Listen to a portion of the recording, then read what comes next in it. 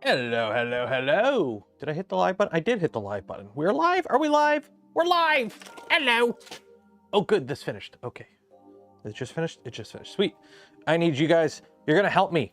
Everyone, you're going to help with science. I need everyone to be quiet. I need to be quiet. 1 second here. Everyone, you got to be quiet. Turn the overlay off.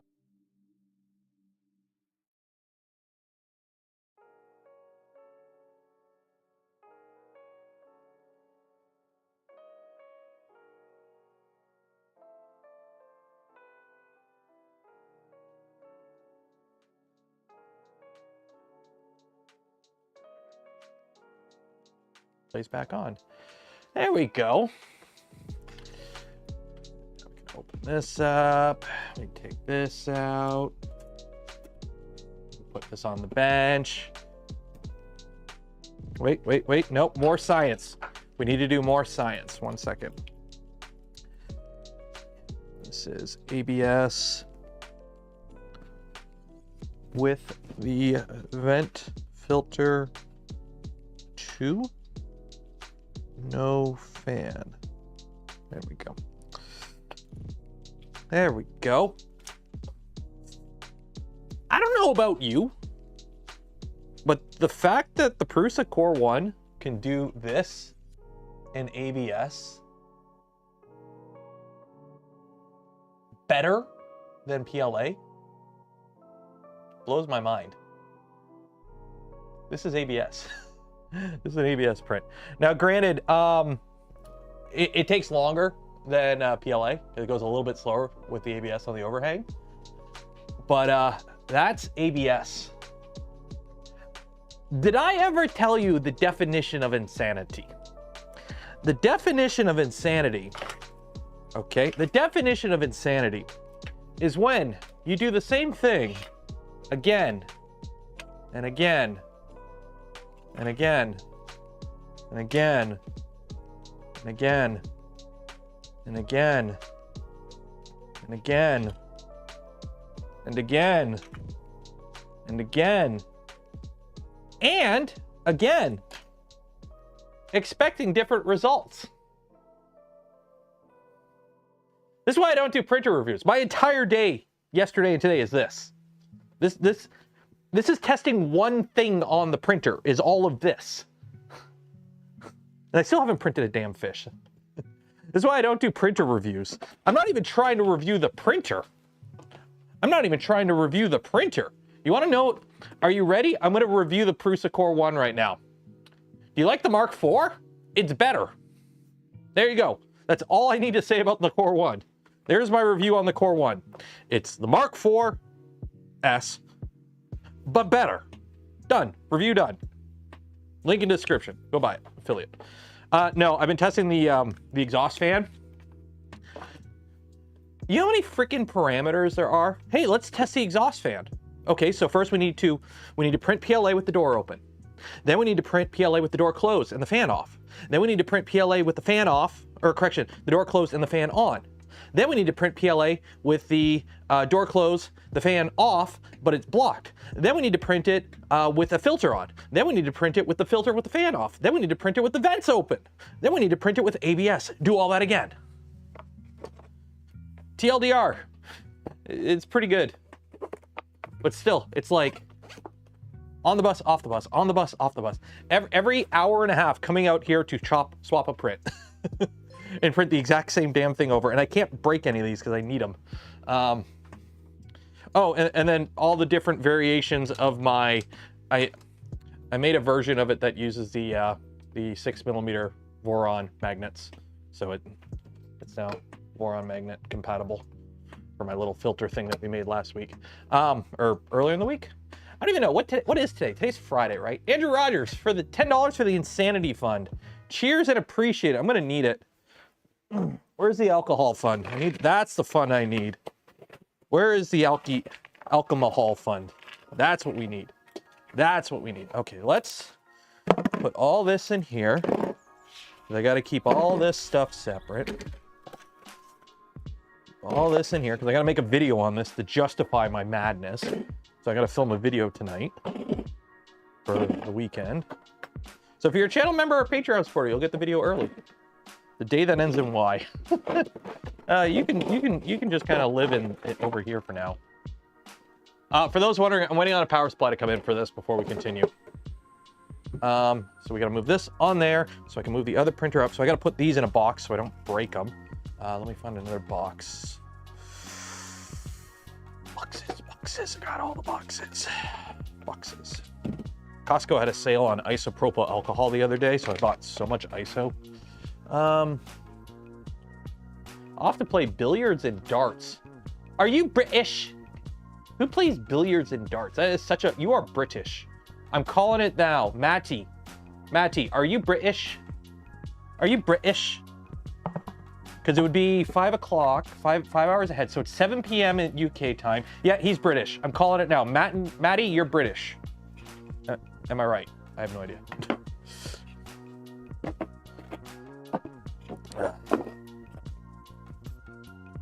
Can't find it in your Costco. It's in the, they keep the ISO, at least in Costco, the one I go to here in Canada, it's in the pharmacy section. You're Finn. Close enough. European. Billiards and, or what is it? That's a British thing. It's a British thing. Because also, nobody calls it billiards here. They call it pool here. So, European. Billiards has got to be a European thing, I'm assuming. You can go up top here, so don't lose that. Okay, also, I had to go buy it. I dug all through my house. I could not find a telephone cable, because we need a telephone cable for the breakout for the CAN bus on the Octopus. So I got telephone cable that we cut out. I had to go, I went to the home hardware, and I walk in and I'm like, I can't find this anywhere. So I go to an employer, I'm like, hey, I need a phone cable. And she's like, come with me. And she brings me over to the USB cables. I'm like, no, a phone cable. She's like, yeah, these are for your phone. I'm like, no, like landline phone. She's like, oh, I'm like, yeah, I know. I don't know where that shit's at either. I haven't had to buy one of those in like, I've never bought a phone cable. It's like, oh, I think they'd be over here, and went over to like where the cables are for like cable, and they were there. So we found it. Can't you use RJ45? Is that the Ethernet? No, it's not an Ethernet. Yeah, I'm like, I need a landline cable. And she's like, oh God. I'm like, I don't even have a landline in my house. Exactly. What is this landline thing? You mean your phone is attached to the wall? What Neanderthalic design is that?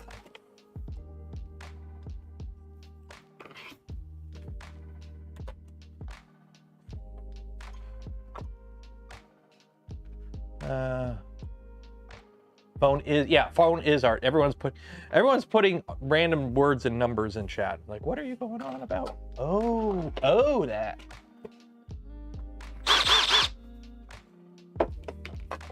So I don't know what plugs I need, but I'm sure I can just break off whatever wires I need. We'll get to it when we get to it. We're gonna install the bed first, and then after we get the bed installed, then we'll flip it over and we'll move on to the electronics. Today's stream should be nice and relaxing. Should be a nice little fun stream. Mostly electronics. What are you?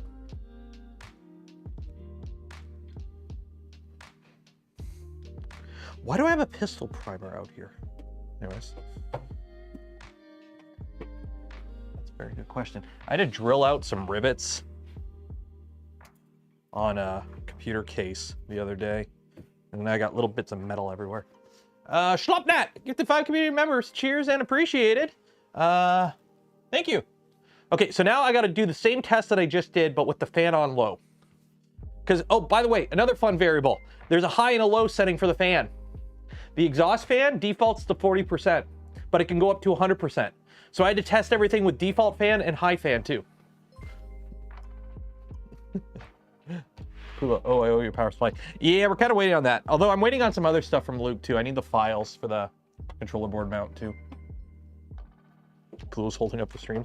Don't blame him. We've got plenty of content to keep us busy for now. Don't you worry. Hold your horses. Don't you worry. We can always count screws. We can always count screws if we need to. Don't worry.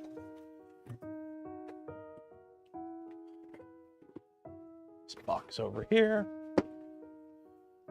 I'm in a good mood today. I'm in a good mood today.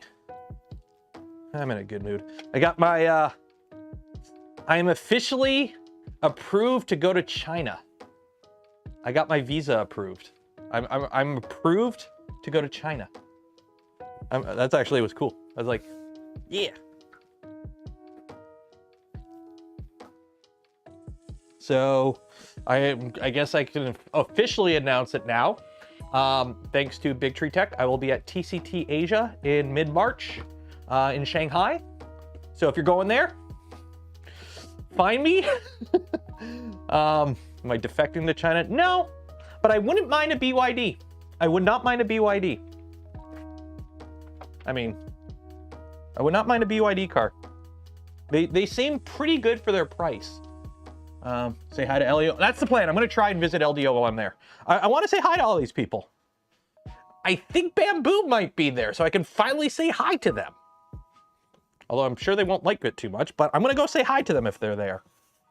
Like, thank you for kicking all these other companies in the butt to get them to move on from making Ender clones. Now just quit being dicks about how the way you operate your business and go back to just making a decent printer so I can recommend you again. It's getting annoying. I will say, this thing's heavy, but stout. It's heavy, but stout is the best way I can describe it. Also, I wish that came with a 45 cable. So if this goes well, I can leave this in here. There we go. Okay, now I gotta rotate. Now I gotta pivot, pivot.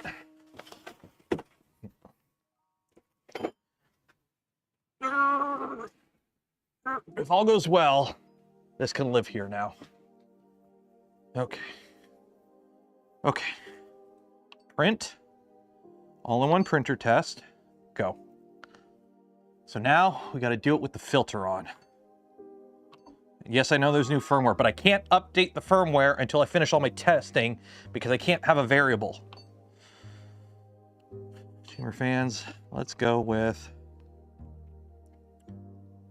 40%. Then you are closed. Okay. Turn. There we go. Okay. Woo.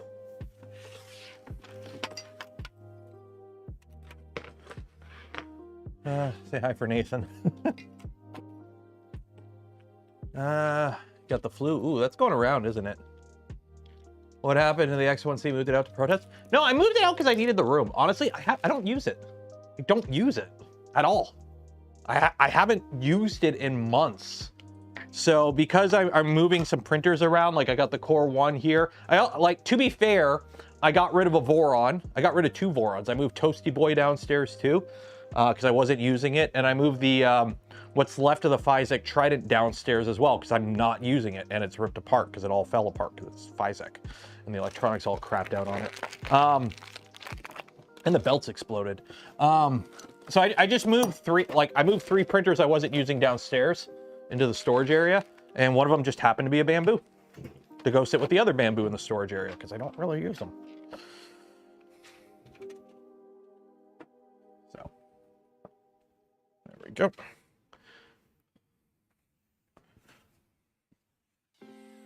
It is what it is. It is what it is. What do you mean you just got over the flu? Yeah, it seems to be going around right now. I've been lucky, I haven't got anything. Oh, that left that open. That's garbage. But yeah. Can't believe it. Can't believe what? I can't, personally, between me and you, I can't believe it's not butter. By the way, I actually bought that stuff the other day for the very first time. I'm a margarine man. I like butter when I'm cooking and whatever. But when it comes to like, oh, I need something to put on toast quickly, I'm a margarine man. Because the problem with butter is I leave butter in the fridge, and nothing's worse than trying to spread cold butter. So I'm a margarine man, okay? But I buy the margarine at Costco. The, shoot, what brand is it? What brand is it? I store it out here.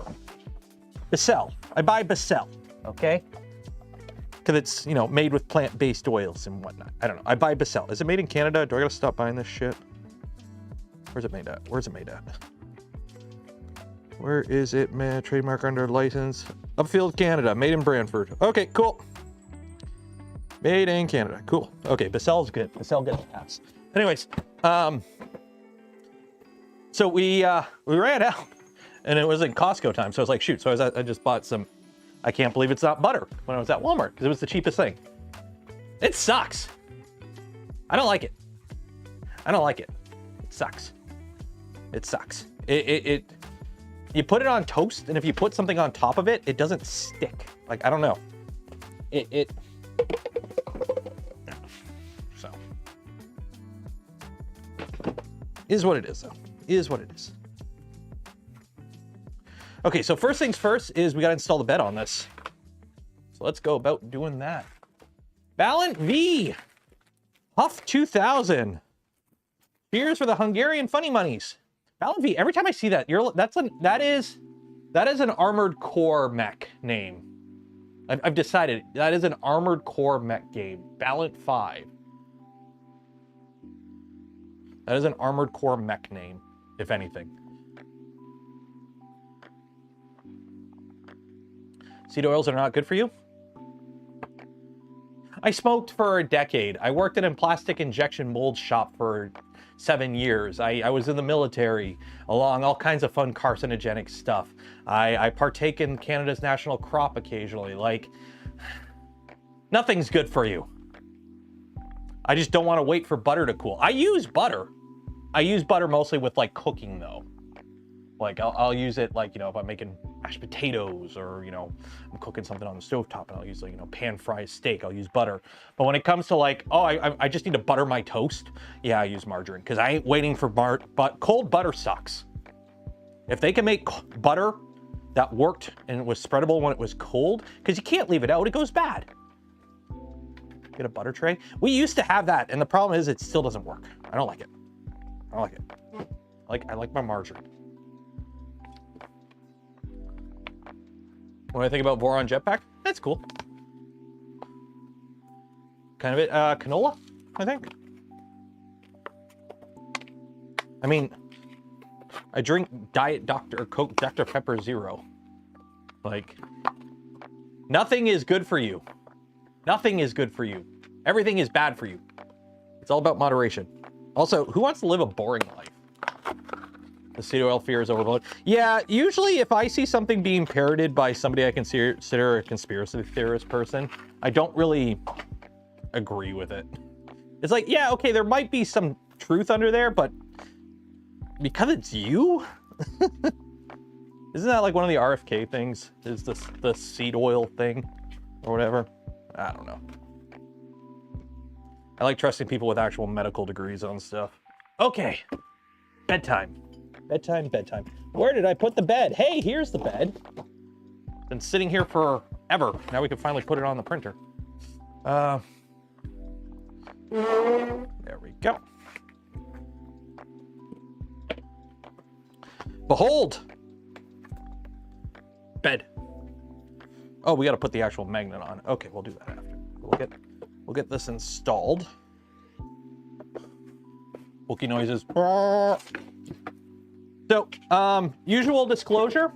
Again, I want to give a huge shout out to GLOOP, 3D GLOOP, for this printer kit. Again, this is a sponsored build, so I'm not actually keeping this printer. Once it's built, it will be going to 3D GLOOP. How is it getting there? I don't know. We'll figure that out.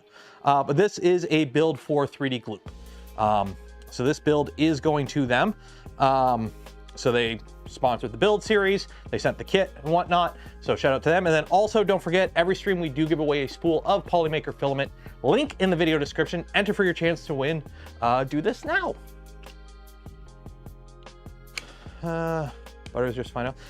I've left, I don't know if it's maybe a Canadian butter thing, but like we used to do that.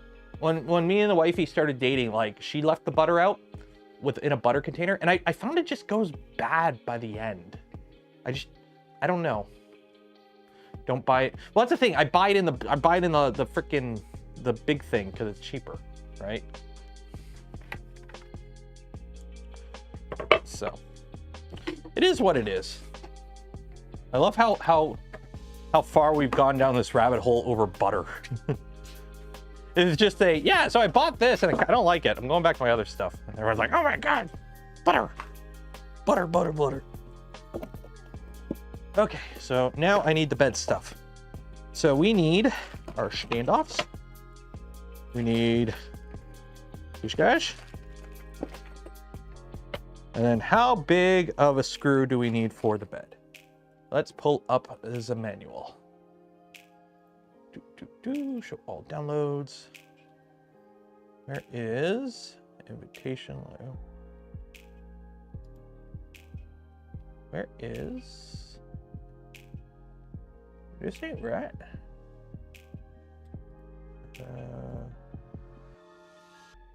Downloads. Are you printing yet? Oh, it's absorbing heat. Okay. Wash down the butter with motor oil. W5. It's good for you. Where is the manual? There we go. I need to figure out where to put the bed. Oh, let me turn the overhead camera on. Also, I got a new overhead camera. So this camera's going bye-bye. I'm going back to a camcorder because Grant from 3D Musketeer was awfully kind enough to send over an extra camera he had, which was the camera I like to use, which I like using a camcorder for the overhead camera instead of an actual like proper camera like this. This is a Sony A5100. This camera is my primary camera for downstairs studio, which we're going to be using more this year, hopefully. Because again, I'm not moving away from 3D printing stuff. I'm just trying to do more than just 3D printing stuff on the channel.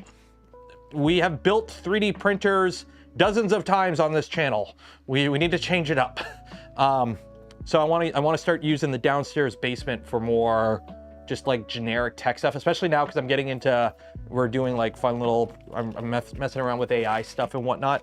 I kind of want to move more into a generic, not generic tech channel, but like more generic tech stuff.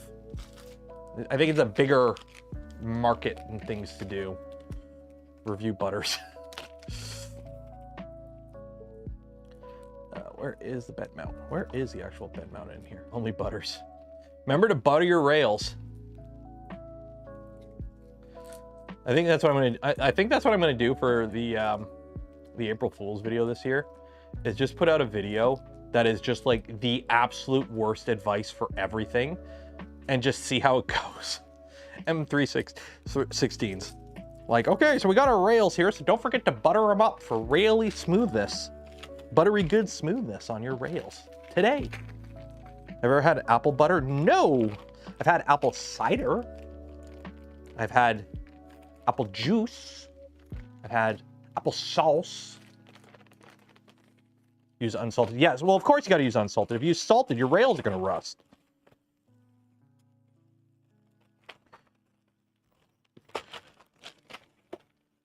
Plus, you're gonna get salt all on the ball bearings. You don't want salty balls.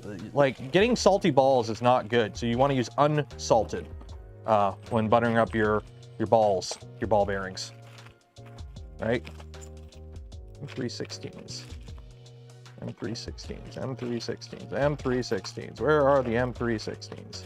M38s. M330s.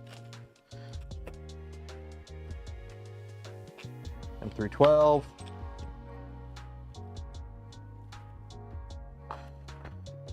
M316s, M325s, M316s, there we go. Where the heck did you find orange belts? No idea. I didn't find them. Andrew from 3D GLOOP found them and sent them over. Do not use these belts if you find them. They are steel core belts. These belts will fail. They will. Until they fail though, they're gonna look really good. And since this is a kit for like a trade show booth, like this printer is mostly meant to look good. I'm sure it'll print, but it's mostly a look good printer. It's for the GLOOP booth. I think we'll be okay. Actually, you know what'll be interesting though? Because it has been a hot minute since I've seen somebody build a Voron with steel belts. This was something we like been saying don't do since day one. But day one, we had the V2.0, And the V2.0 had smaller bearings. They were 623 bearings. It's a 695 or 625, whatever we use now. So these have a bigger OD. So the bend radius isn't as tight as it was originally. They might last. Who knows? We'll see. If they die, they die. If they don't, they'll look good. There we go. Tom Segura said, who's Tom Segura? I mean, I don't use it all the time. It's just nice to have something that I can keep in the fridge, last a long time, and I don't have to worry about it going bad. That's why I get the margarines. Will it work harden? Yeah, I think that's one of those things. Basically, as this gets used more and more, it probably will eventually fail. That's kind of the thinking, I think. So we need more wires here. We've got a whole bunch of wires here. Because we have to figure out now how to make this work. What are you? What are you? You are power wires. Okay. You're a fan. Where are you? Where are you? Oh, you're that.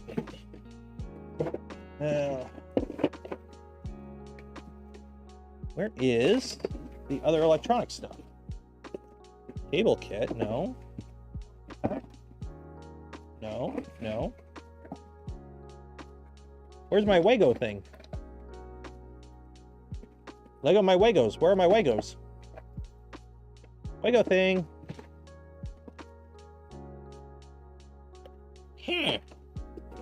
Well, is it in here maybe?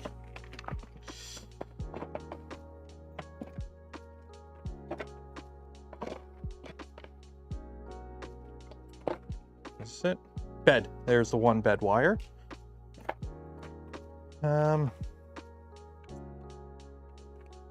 Yes. Why stop? Which wire is this? Yes, it's the yes wire. So there's the one bed wire. Where's the other bed wire? What are you? To RPI, so that's the Raspberry Pi power. What are you? Here. Where is the other bed wire? Oh, here's the thermistor wire. Need this guy. Why end stop? We're going sensorless for the end stops, so we don't need end stop wires. We're going sensorless. One less thing to potentially break on a machine that will be transported around to shows. So I figure we'll go with a sensorless setup. Okay, so there's thermistor. There's. Where is the other bed wire? Is this it? Bed. There we go. Oh, that's bed ground. So I need that.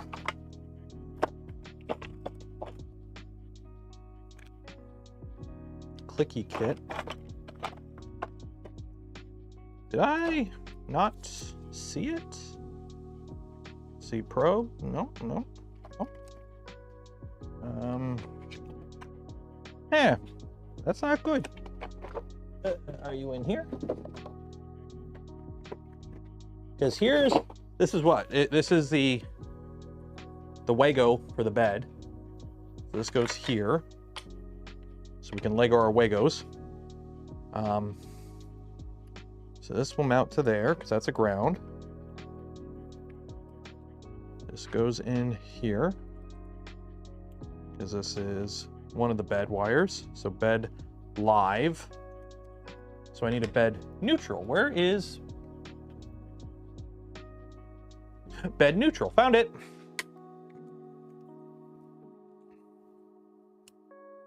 There we go. There we go. So these two go through here.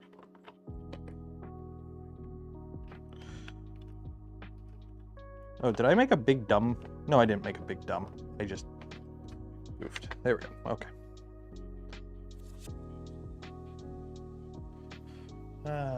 Hey, Kenneth. Okay, so let's get this going. Get this going. You can all go there for now. You can go in there for now. Okay.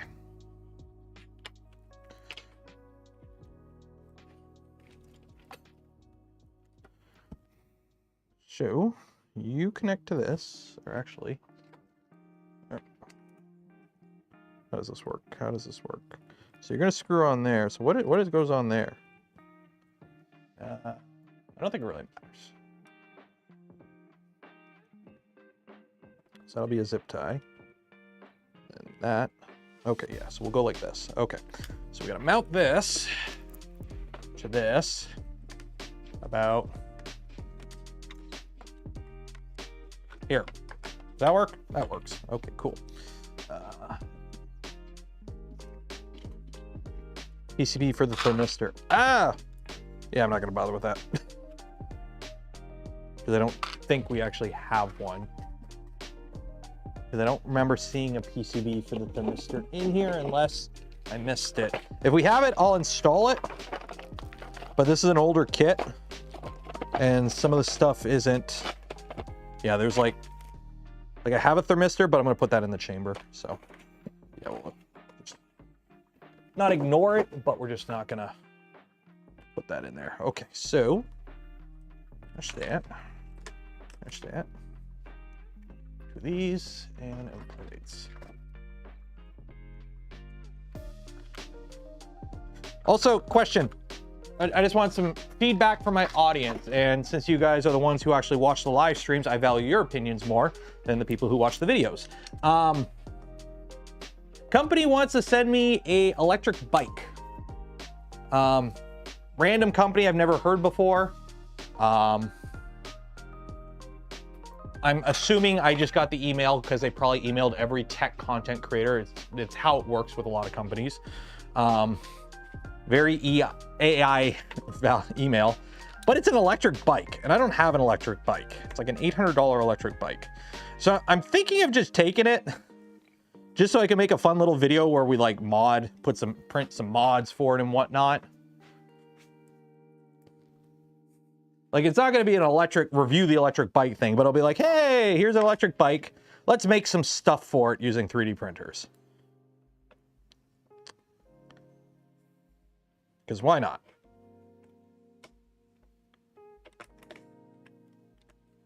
And if you don't buy the bike, you don't buy the bike. It wouldn't be a paid thing. It would just be like, I'd have to do the whole, oh, if you want to buy one, link in the description below type things.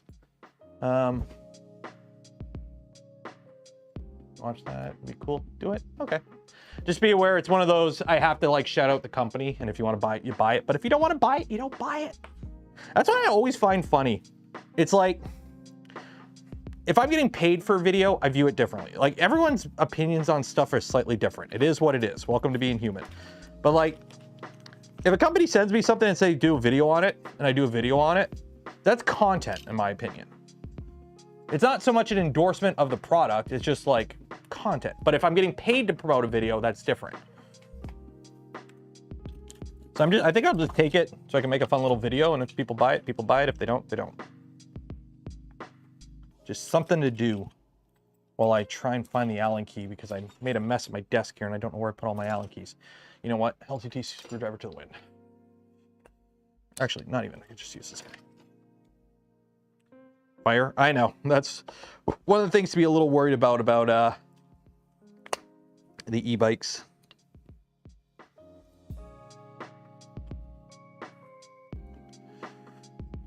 You watch whatever. Oh, oh. Oh. Oh no. Where'd it go? Oh no. Oh no. My bit. My LTCstore.com bit. Where'd it go? Oh shit. Uh-oh. Okay, note to self. Don't, oh, found it. Note to self. Replace the black mat on the floor with a not black mat. Are you printing now? You're printing. Good.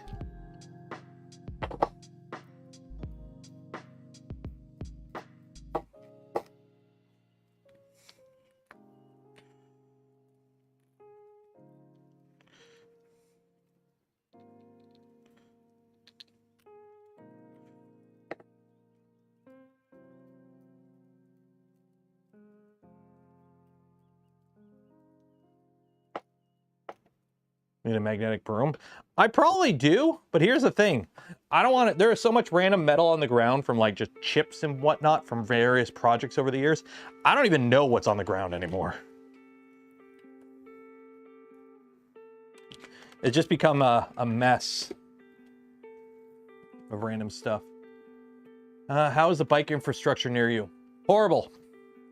I live in the burbs outside of a city.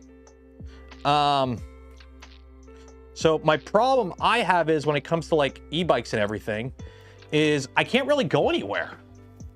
Like, okay, cool. I have an electric bike. Where can I go? If I want to go anywhere other than housing, because that's all that's around me is houses. So say I want to go to the grocery store. I have to ride my bike on a road with an unpaved shoulder and no lights. Like 15 minutes that way.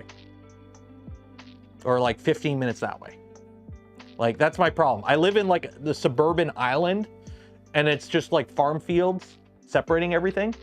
So the problem I run into is simply the fact that like, there really isn't like the infrastructure to ride a bike around me. It kind of sucks.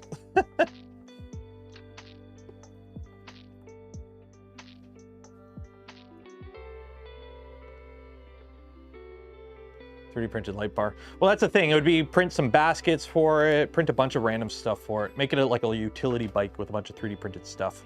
That's the idea. If it becomes a thing, it becomes a thing. If it doesn't, it doesn't.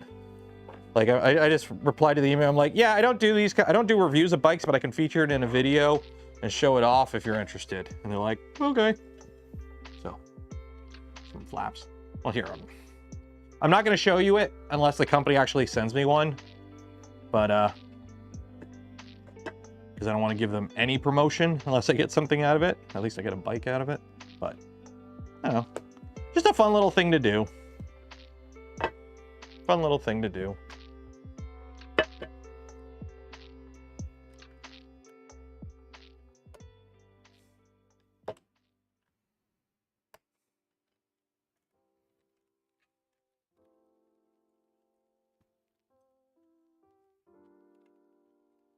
Okay, so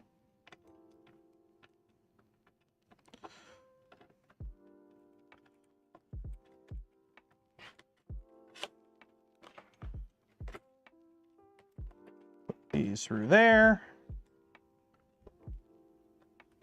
Hey, Mad Cat. That goes there.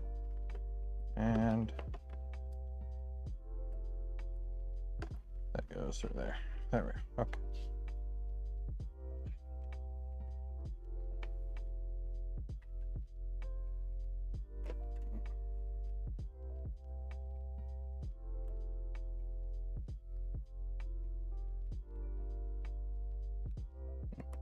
There we go. There we go.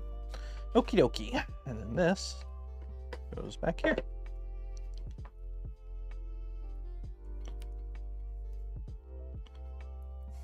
Peel this off. Am I putting magnets under the bed later? Yeah, we're gonna mount the bed. So the problem is when you go to put the magnet on, my tip is always, if you are putting a bed together yourself, okay, so you're putting one of these beds together yourself, so you're putting the magnet on and the heater, put the magnet on first, flip it face down, and put the heater on, because the magnet's flat. This already has the heater attached to it, so it doesn't sit flat. So we're mounting the bed to the printer, so it's nice and sitting on the standoffs and everything. And then when we go to put the magnet on, I can really push into it, and it's not like I'm going to break anything or pinch anything, right? This way it's flat. So when will we see a Core 1 teardown video? Vector 3D, I already did one, I think. I'll be honest, I have no plans on tearing mine apart because I'm using it. Like, I don't want to take it apart and put it back together. Also, I'm hoping Prusa sends me a kit so I can build one later in the future. I'd rather build one as a kit than take a perfectly good functional one, take it apart, and then put it back together. Because I'm using it. Once I'm done all this testing that I'm doing, I'm going right back to work printing parts for the box turtle, so we can start building that. Any thoughts on expansion linear rails used under larger static beds? I've seen one yesterday. as beds get bigger, there are more variables come into play with like expansion and whatnot. Personally, at 500 millimeters, you're better off not having a single bed, in my opinion. 500 is about as big as I would go. Like, there's a reason on Phoenix, which is 600 by 600, it's 4 independent beds. Because it's like, even on the Prusa XL, they made the bed out of chiplets. Because it's a lot easier to control the expansion and not deal with buckling or anything being over-constrained.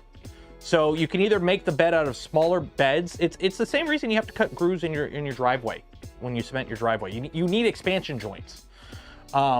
So even if you make the bed all floaty and kinematically mounted, that's still a lot of metal expanding and contracting, and it's not gonna be consistent. What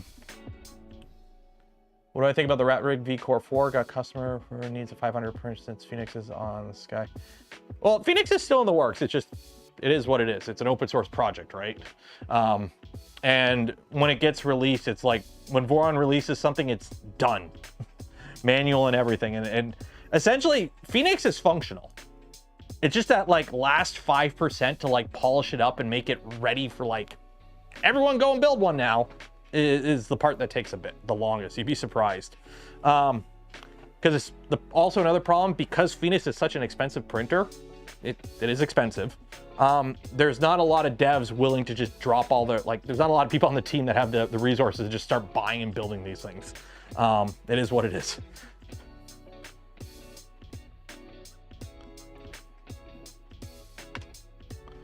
So it's not like a V2, it's not like a Voron revision of like the V2, where like we already have V2s and we have all the parts for it, so it's easy for us to do a bunch of internal testing. I think there's like 3 of them built now, maybe 4. So it's harder to get that internal data for multiple users using the same thing. But as for the Rat Rig, I haven't heard bad things. I've seen them in person. I haven't built one. I have a V-Core 3. I think it's fine. If somebody's looking for a 500 millimeter printer, and they need an enclosed Core XY, probably a good option. Check Discord DM real quick. Okie dokie.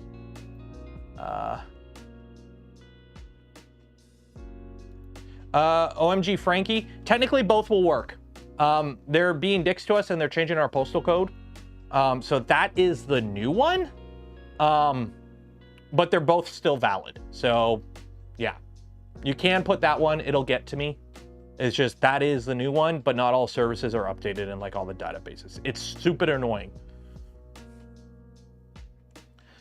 Like our local area is like, hey, you're getting new postal codes. We ran out of postal codes, so you're getting new ones. And we're like, wait, you mean new people in the new areas are getting new postal codes? Like, no, everyone's getting a new postal code. And so I got to change all my shit. It's super annoying. It is super annoying to have to change all my docs just for a new postal code. What is all these DMs? That's why I don't check Discord one. No. What is going on here? What is going on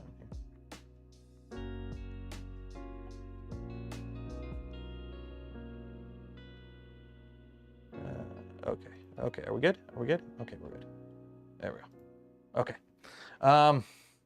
Yeah, it's super annoying. I'm like, everyone's like, why don't you just give the new areas a new postal code? Because they did that with our phone code, like our area code with our phone. They're like, hey, we ran out of this number, so the new people get the new number. We're like, yay. But when it comes to a postal code, they're like, nope, everyone gets a new postal code. And everyone's like, that's super annoying. And they're like, yeah, have fun. So, yeah, it sucks. May want to drop the P.O. box. Oh yeah, I got to delete that off. Don't send anything to the P.O. box. It's closed. I got to delete that. Actually, everyone pause your horses for a second. Let me fix it. Let me just do it right now before I forget. Yeah, okay, dashboard. Bring me my dashboard up. Come on, Stream Elements, bring my dashboard up. Find me later. Okay. Chatbot. Chat commands. Custom commands. Delete. Delete command. Okay. And delete that. Delete command. There we go. It should be good. Okay, the P.O. box should be dead. I don't think I need to refresh it, but the PO box and mail command should be dead. So it's funny, I got rid of the PO box because I got a PO box. I had several people that are like, hey, I want to send you stuff, and I don't want to give up my home address, right? Because I run this show out of my home. So I'm like, I'll get a PO box. That's what everyone does. So I got a PO box, and then everyone who wanted to send me something sent me something, and then nobody else sent anything. So like the PO box was just sitting there unused, costing me a couple $100 a year. Okay, these aren't long enough. These standoffs are too big. 20 millimeter maybe?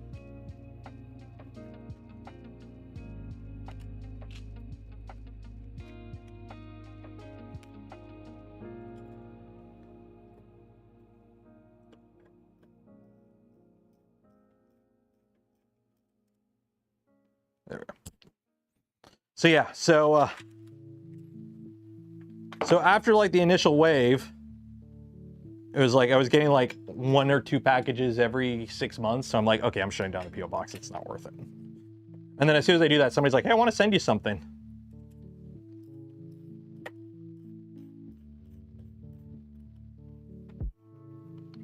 Okay, so loosen that. Loosen that. Spin this around. Mail forwarding not feasible. I've looked into it, not really in Canada, at least where I'm at.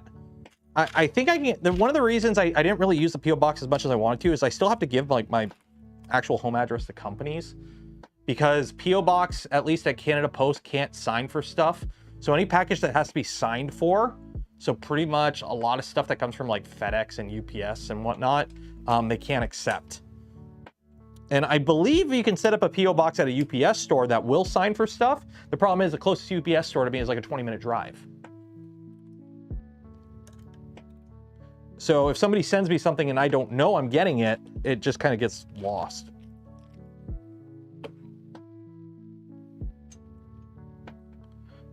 So it is what it is. So what's new and exciting? What's everyone been up to? What has everyone been up to? Any cool new technologies in 3D printing? Any fun little events?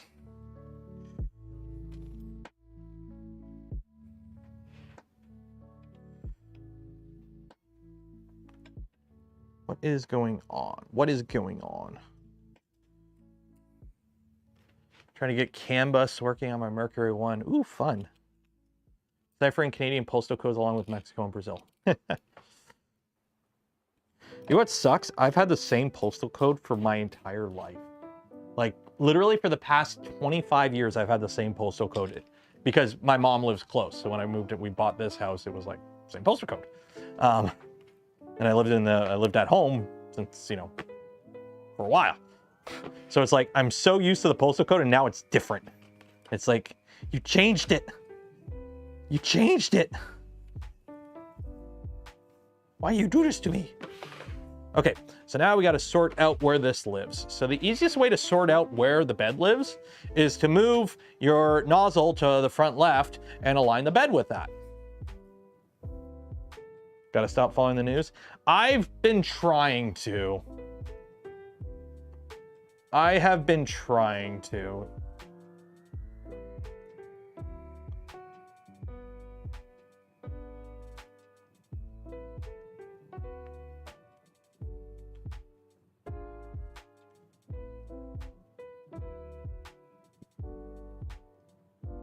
What are you? Oh, would help if I get rid of these stupid standoffs. I don't think I need the rail keepers in anymore. Yeah, I don't need to worry about the carriage falling out. Well,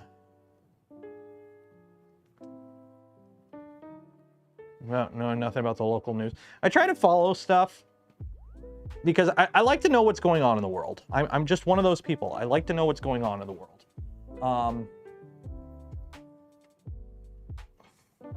It's just the type of person I am. Bike chains on Zed.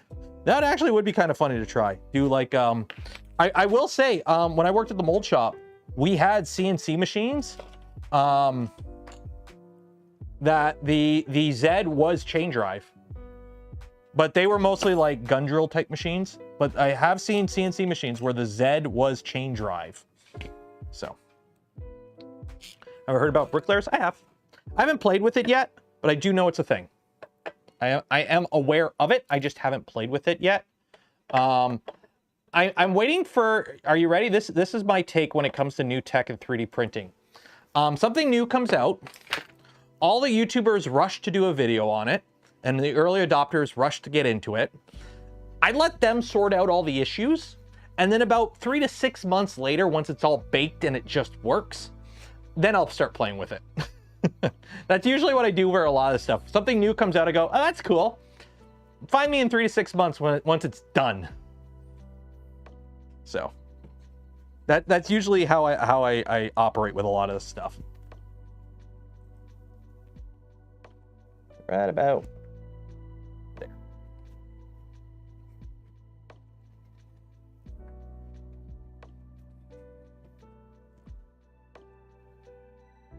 Right about there. Okay, we're good. Chain drive Zed. So you're playing with scarf seams? Yeah. Like, I will say, because I do run a lot of machines, I like to keep things stock. I know it sounds weird, but I don't like messing with experimental stuff on production. And lately, I've been doing less testing because honestly, I don't find it fun like I used to. Like back in the early days, I was all in for like doing R&D stuff with the Voron team, you know, printing off. When your print finishes and the parts come right off the printer and go right into the garbage because they're already out of date. And it's like the 5th revision of the night. I miss those days. But like at the time, I had like 3 printers and it was all for fun.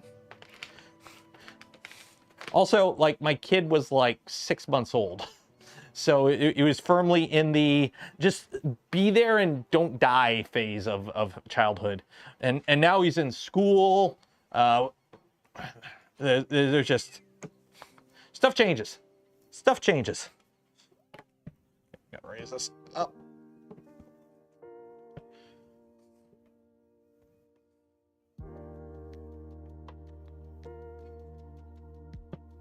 Ball screw Z axis 2.4. Well, that's Phoenix for you, essentially.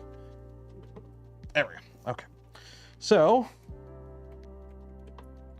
oh, it helps if I actually attach these down. It would actually help if I attach the bed to the frame properly. There we go. Actually, did I even line this up on the X? Yeah, that's lined up on the X. That looks... How are we centered here? How are we centered? What do we got here? 125. 125, good. So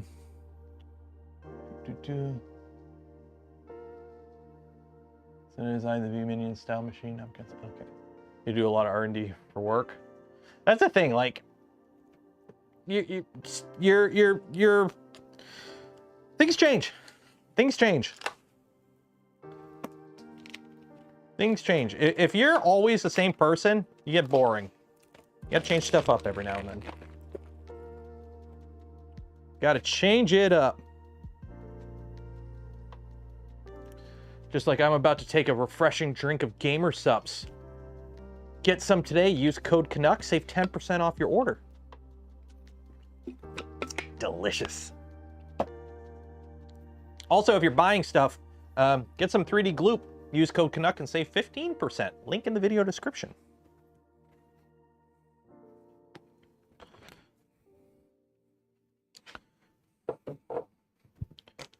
Okay. I need sandpaper.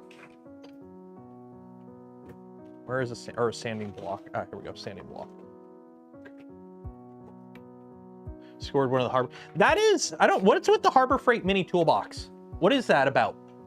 I've seen like a bunch of people post about it, and I have No idea what it is. We don't have Harbor Freight in Canada, so I have no idea what it is. By the way, if you're wondering what I'm doing, anytime I go to put a magnet on a bed, what I like to do is just scuff the bed up a bit with like, normally I use like an SOS pad, but I'm using just a sanding block now.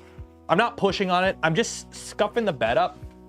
And I find the magnet and heaters stick a little bit better if the bed isn't perfectly flat. You want to have a little bit of a bite, I find.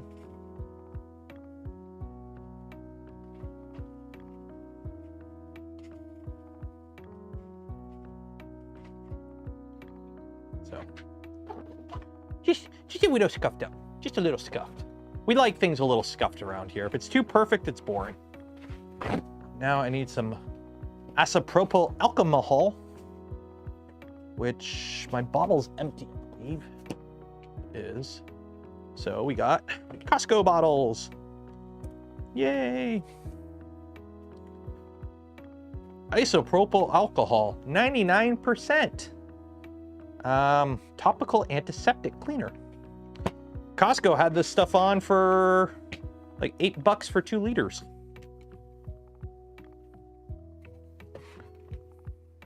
Ordered 4 18650 batteries for flashlights and remote control, 90 Canuck. Where did you get 18650s for $90? That seems very overpriced for 18650s. Aren't they like they're not that expensive. I mean, I don't vape, so I have no idea how much batteries are. But will this screw on? Oh, it will. Sweet. There we go. Does it leak? I should probably check it leaks. Yeah, it doesn't leak. Pro tip, I usually pour it into this bottle, but get yourself a bottle with a spout for your ISO. And then you just go, and you're good.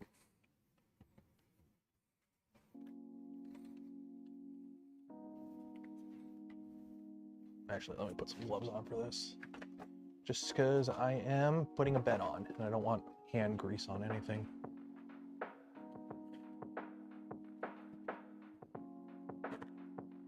Print a spout. I wouldn't print a spout. I'd be worried about it being too porous, personally.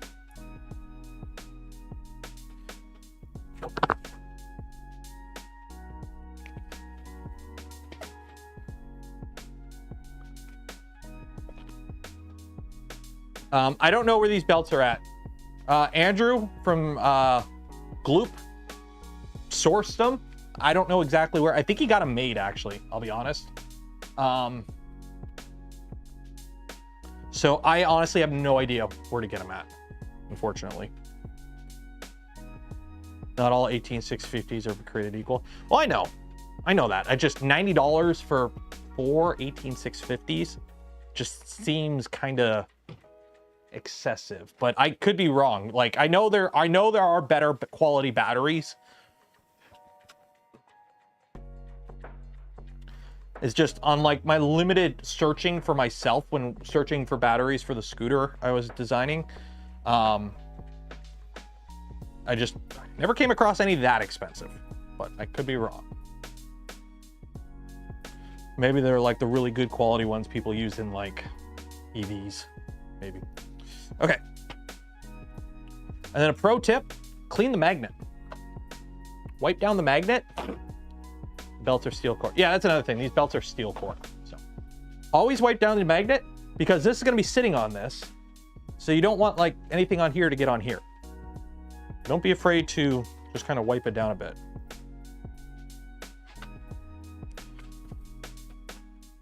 What about a bro tip? Treat women with respect. There's a bro tip. And don't get a broccoli haircut. Is it just me or the broccoli top has stuck around longer than some other haircuts, I think? Or am I just getting old and out of touch? I used to be with it. Then they changed what it was.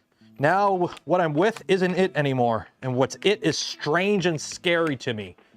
And it'll happen to you.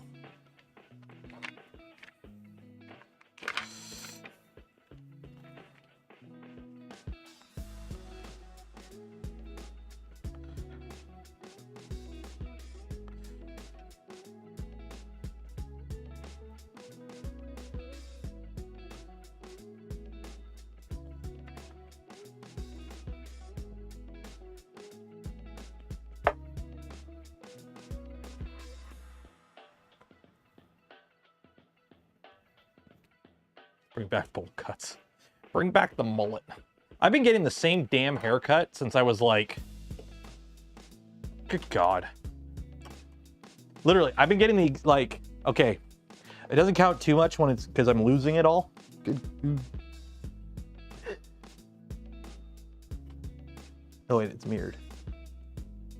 Good God. Anyways, I've been getting the same haircut since I was like 13. 2 on the sides, slightly longer than finger length up top.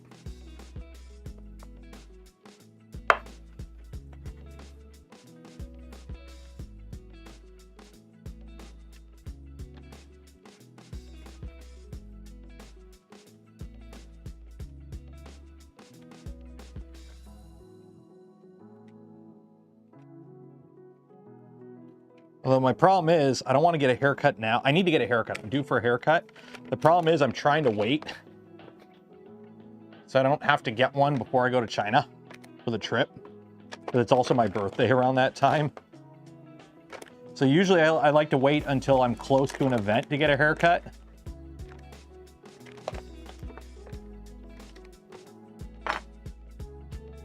Any bro tip for beard care? Use a beard soap at least every other day. Wash it with a beard soap. Don't use like the same soap for your hair on your beard. There are beard soaps. Or if you don't have beard soap, conditioner. So do that, and then beard oil. Brush it in beard oil. Always use beard oil. You want to use beard oil. Beard oil does quite a bit. You want to be using beard oil. Because it should be soft. Like your beard, if you treat it well, should not be rough. It should be nice and soft. You don't want a sharp beard. Sharp beard is bad.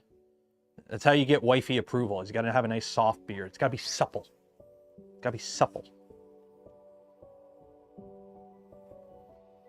Shampoo is better. Nah, I buy, honestly, I don't even buy the expensive stuff. I buy like beard oil from beard soap from like Walmart, like Gillette brand or whatever's on sale that week. But I find I do get a better result with the beard if I use beard oil and beard soap. If you don't have beard soap, you can condition it. If you don't have beard soap, what I would recommend is wash it like every other day and condition it the other day or something. Beard and hair should be the same. Dude, I use 3-in-1. I use Old Spice 3-in-1 body wash and hair wash. It's the same, everything that I use to wash all of this, other than the beard and the teeth, comes out of the same jug.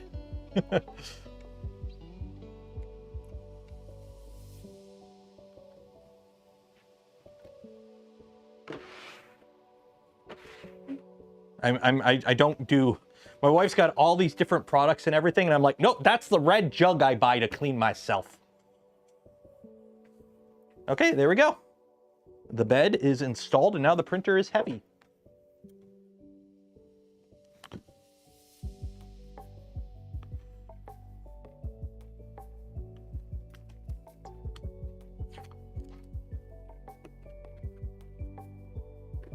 People are using Irish print. That's what I use. When I'm in the, if I'm getting a shower and I notice the shower is dirty, I'll just start cleaning it. We keep like an SOS pad, or not an SOS, like a Scotch-Brite pad in the tub. I'll just like squirt, squirt, clean the hair. Oh, that's dirty. Squirt, squirt on the thing, clean the tub. I mean, if it works, it works. Who cares? There we go. The LDO kit. One of the things I don't like is the flex plate is the same size. We're gonna have to hit up Ember Prototypes and get some custom GLOOP beds for this. Get beard oil from the barber. I don't really go to a barber because I don't get a haircut often. Like, I do have a barber I go to, but it's like, not like a barber. When I was a kid, I used to go to Leo at South Windsor Barber Shop. He was old, he was Italian. Pretty sure he did some shit in the war. But that's what I did when I was a kid. And it was like $8 for a haircut. Nowadays, it's like haircut and a beard trim is like 50 bucks. So I only go like when I need to. Okay, now we gotta flip this over.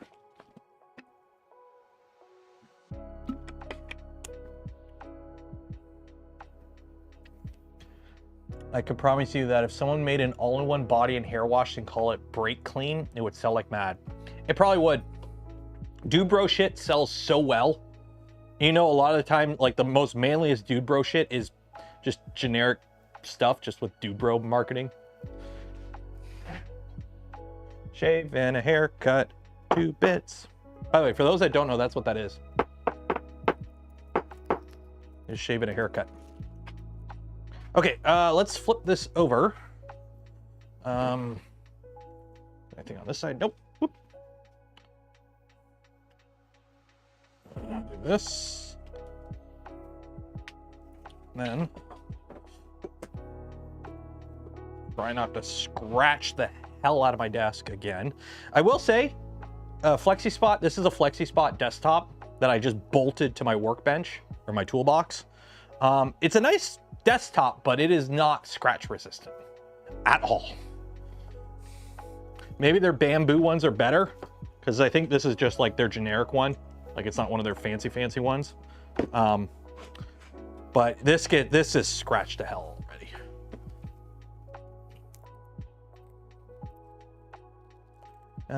Gotta get your hair, girl. I did that during the pandemic. I tried cutting my hair during the pandemic a couple times, and I just gave up and I just started buzzing it. Not like crazy short, but like I would do like a 2 on the side, and then like the longest clipper setting I had on the top. The problem is I could never do the neck. I always screwed up the neck. I could never get the neck done myself.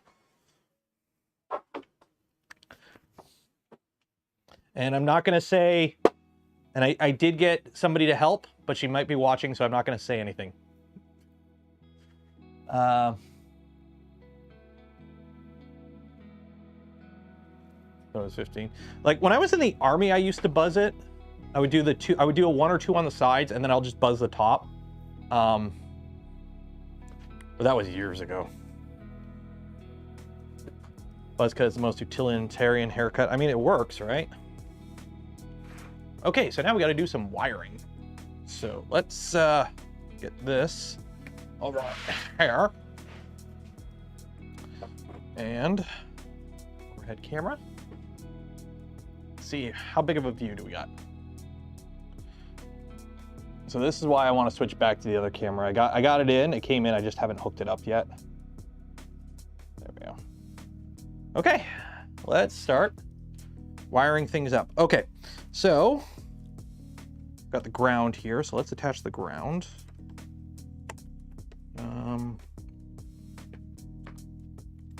We've got to put a ground in here. So let me get my lttstore.com precision screwdriver set from lttstore.com.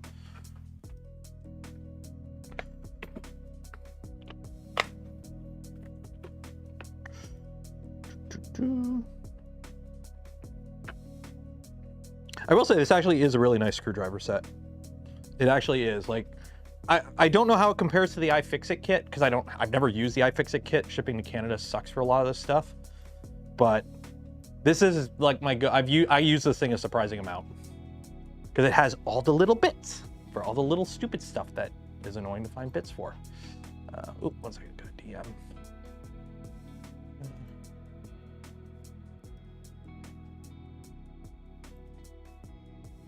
Okay. 1 second here. What is this? If you want the bomb to build one. What is this? Alpaca blaster.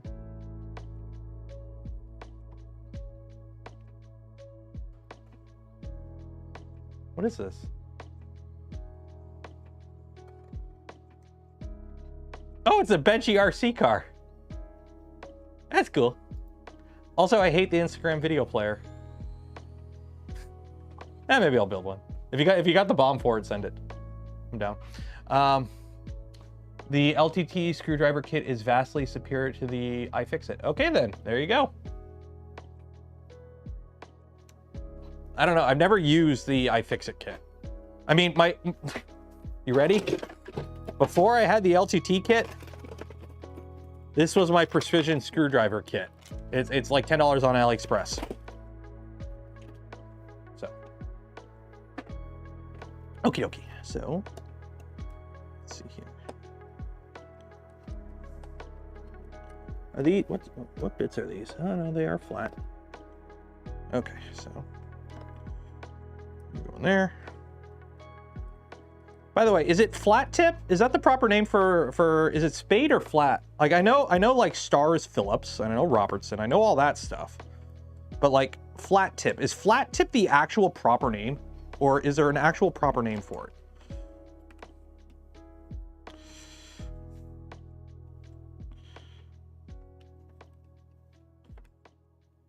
Called it flat. I call it flat too.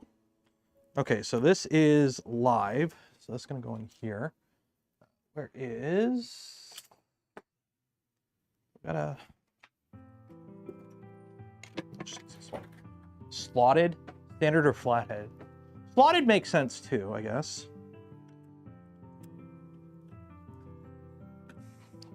Oh, this is a little long, but we'll be fine.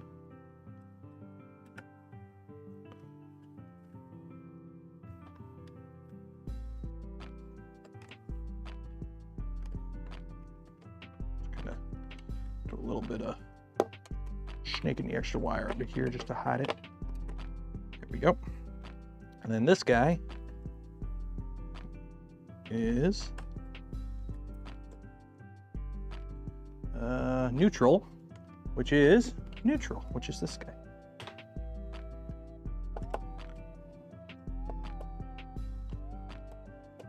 Why a Big Tree Tech Pi V2? Quite simple. This is an older kit.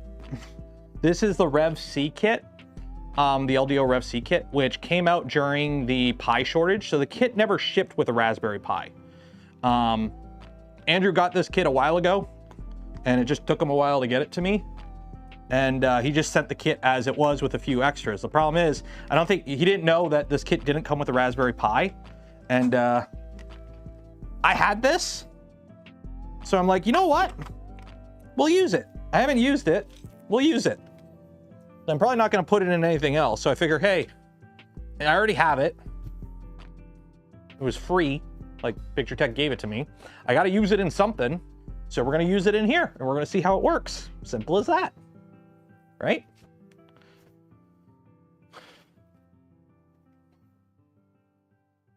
How many gigs for Clipper? You know, 1, 2, not that guy. 3, no, not that guy. Of the Vorons that I use the most, the majority of them are using RPI 3s, which are like 512 or 1 gig of RAM. You don't need a lot of RAM to run Clipper. Like honestly, the 2 gig ones for the RPI 4s and 5s, that's all you need. Like, I would say just go with 2 gig, just so you have a little bit of overhead. But honestly, unless you're doing some crazy like power using of your 3D printer with like a bunch of random add-ons, even the 1 gig, you're probably not gonna run into issues. But I would say get a 2 gig just so you have overhead. Because the thing is, at least with Clipper, the joy of Clipper, people are always making new shit for it. I put out a video last week where I put a freaking AI. I put DeepSeek on a 3D printer because the Raspberry Pis can run that shit. So who knows? It's nice to have a little bit of future proofing. So get like you don't need a Pi 5. A Pi 4 with like 2 gigs of RAM is like the sweet spot in my opinion. You get all the nice modern features, get all the new stuff. The Pi 5s I think are a little overpriced. Unless you can get on, if you get on sale, it's not that much. I don't have any Pi 5s. I mean, I couldn't tell you the difference if that printer is on that V2 over there is on a Pi 3. If I upgrade it to a Pi 5, you probably will never even tell.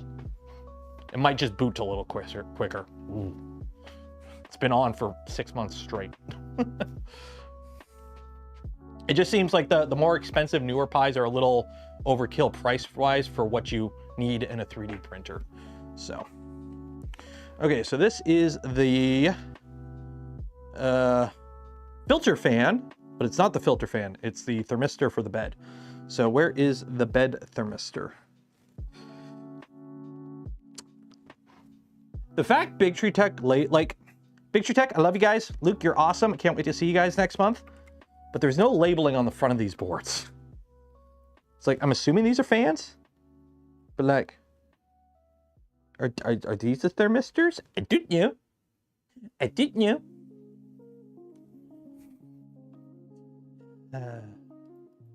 BTT octopus pinout. What displays that?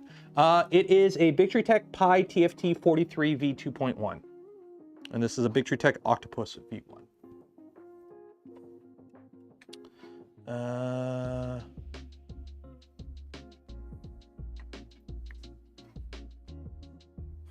Okay, cool.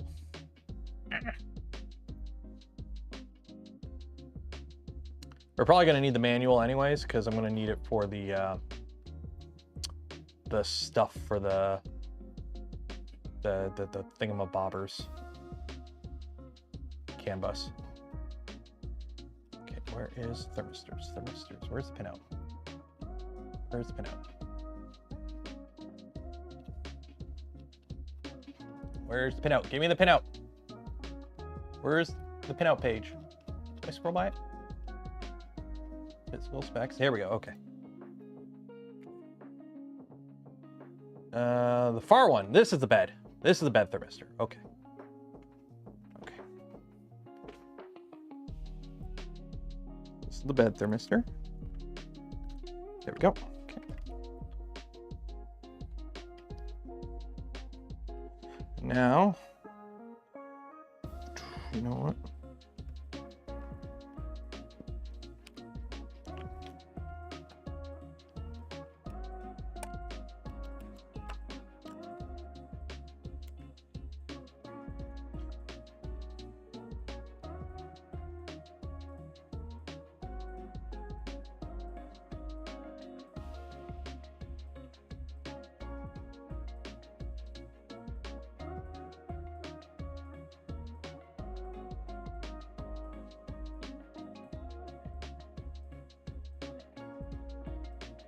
Okay, and now the last thing we have to hook up is the CAN bus. So the CAN bus shouldn't be too bad. So the power just goes to this. But the CAN bus, I got to figure out how to wire to this, which uses phone cable.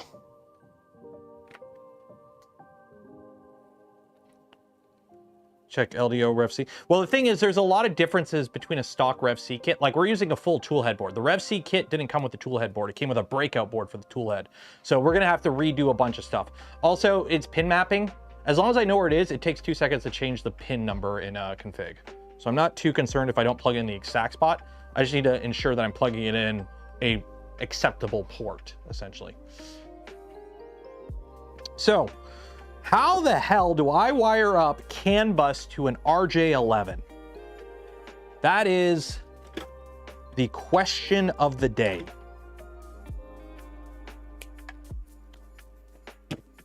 Because you may notice this is where you plug in your CAN bus. Is that. So I got to break this out into the right connector. Right wires. So let's find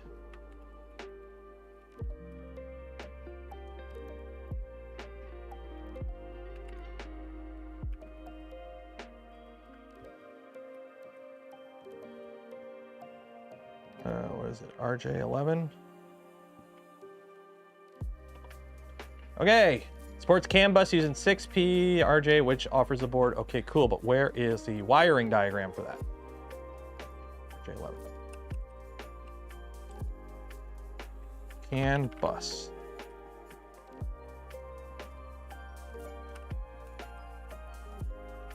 Yeah. Okay. Check Discord. Oh, you have a dedicated cable? Okay, cool. Let's see. Here's the wiring guide. Sweet. No, that's this. This is the LDO wiring guide, but it doesn't show anything about CAN bus. We've wired this up. Yeah,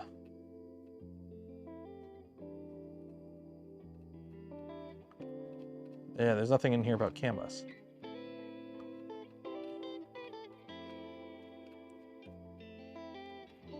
Yeah, okay. Should be on the diagram I just had. Oh yeah, that's right. That's right. Okay, let me just see here because somebody. Oh, here we go. So.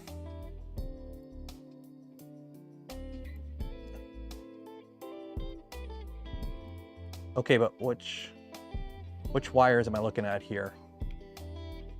So it looks like you have 4 wires. Because this has 4 wires.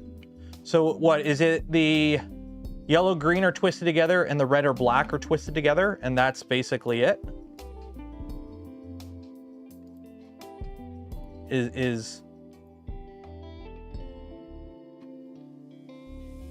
You have more wires than me. I got 4 wires. Did I grab the wrong cable?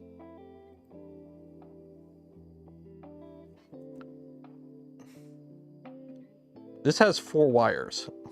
Did I buy the wrong telephone cable? I didn't know there was different types of telephone cable. It will work? Okay.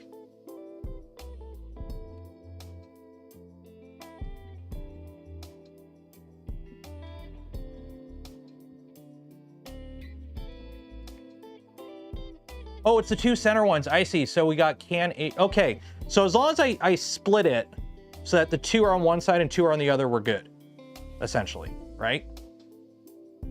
Because I got yellow, green, black, red. So as long as I have yellow, green, and black, red, we're good, right? Well, because the other ones are grounds. The other ones are grounds. Right? NC are just ground, right? No, yellow and green colors don't mean anything. Yellow and green are the colors, but they don't mean anything on the cable. Not connected. Okay, so they don't do anything. Okay. Okay. So let's make this work. Let's make this work. Not connected. Oh, not connected. Okay, so it's just the middle 2. Okay. So the question is, which one is yellow and which one is green on here? So which one is H? Is L yellow? Because this is an EBB 36. So, okay, first things first, let's cut these wires short because this is going to be long. So we're going to get our 24 volt from the power supply because it's right here. We might as well. So we're going to have to cut this. Okay, so cut this about here.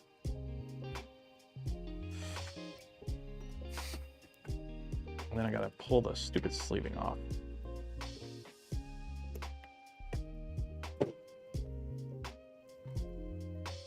Fun wire. Use it for something else down the line. Okay, get my jerry rig everything knife.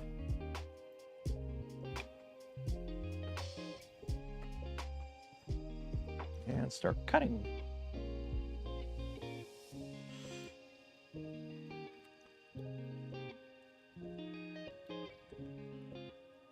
Try not to cut the wires. There we go.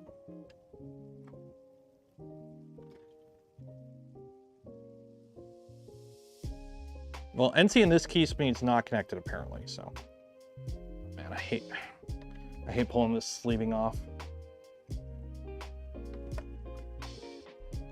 It's like 20 miles of sleeving. Ah, that's annoying.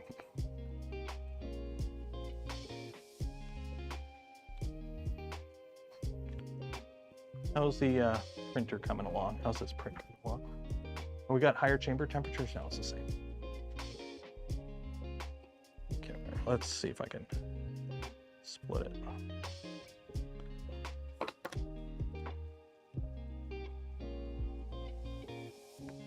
No, come on.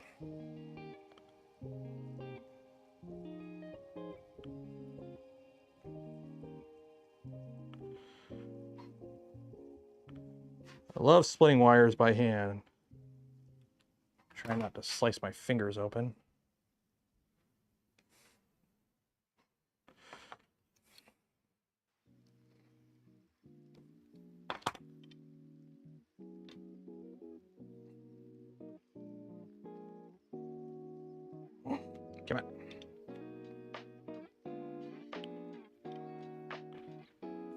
Damn it. There we go. There we go.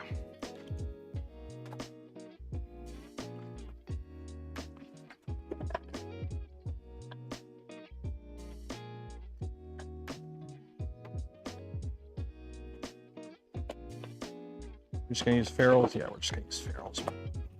Easy peasy. So I don't know where I put my actual spade connectors. That's a bit annoying, but oh well. Oh well.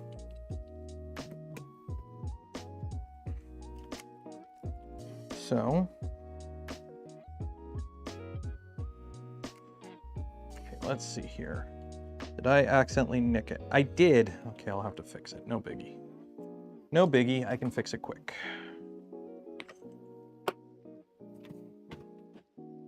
I accidentally nicked the wire a bit.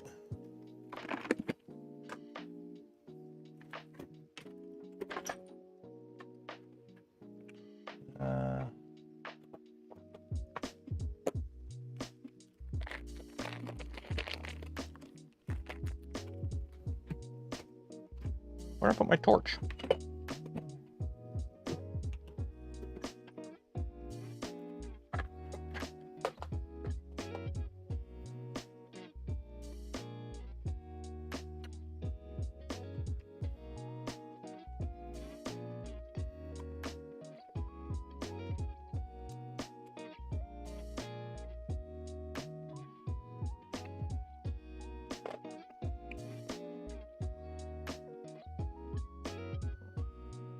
Is it hex or square? It's cheap.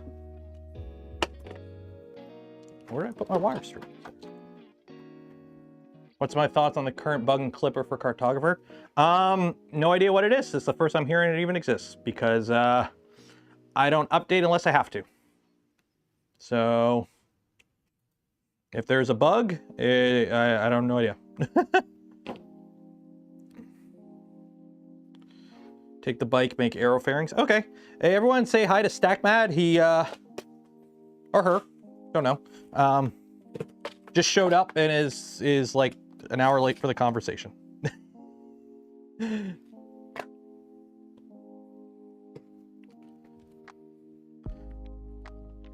assuming they are watching the stream on either delay or they're trying to catch up quick. And they're talking to us from the past.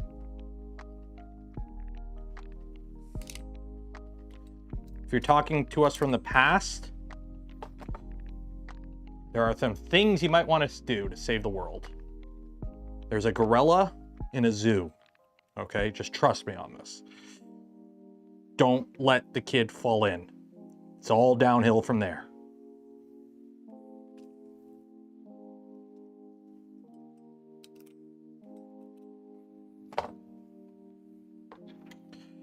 Okay, so this one's easy. Now, yes, I know it's not the right connector, but I don't have any spade terminals, and this will still work. Keep errant wires from going away, and it ain't falling out. So there's 24 volts.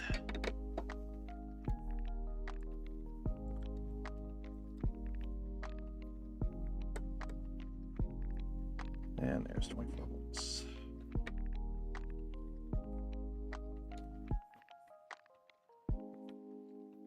Little tug. Okay, we're good.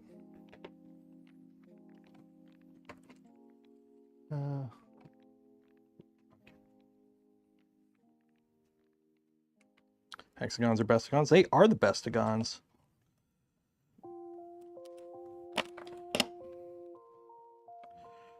Okay, so that's that. So now I'm gonna take this guy off and shove this right down here.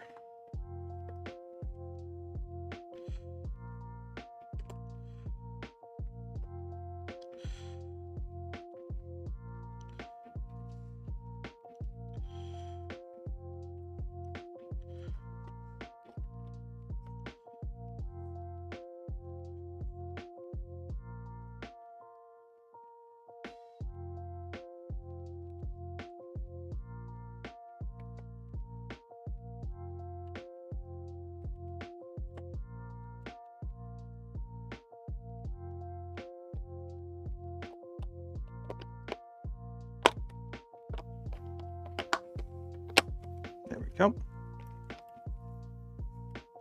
Okay. So now we need to figure out which wires go to what on here. That is a question. Which wires go to what? Well, first things first, I broke it already.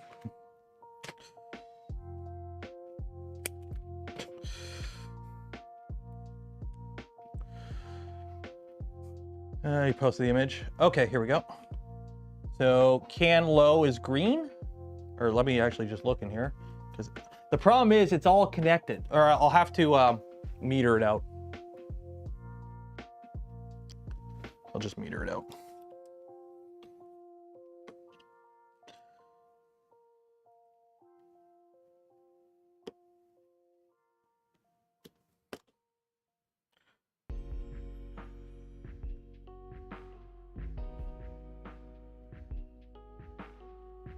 Color coding matches the wiring. Okay, so green is low.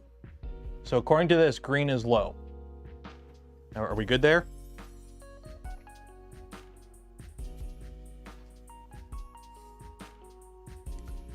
So I'm going to solder it. If it's green is low and you're confirmed about that, I am going to solder this on because I want to have the best connection.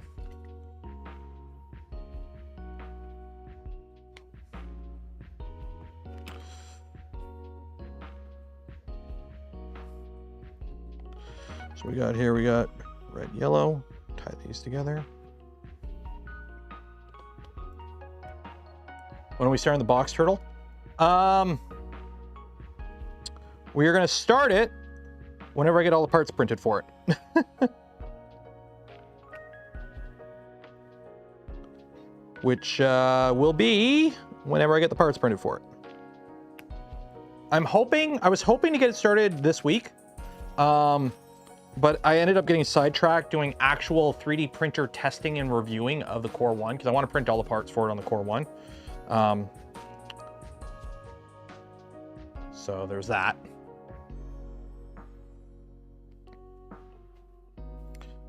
But everyone else is building theirs.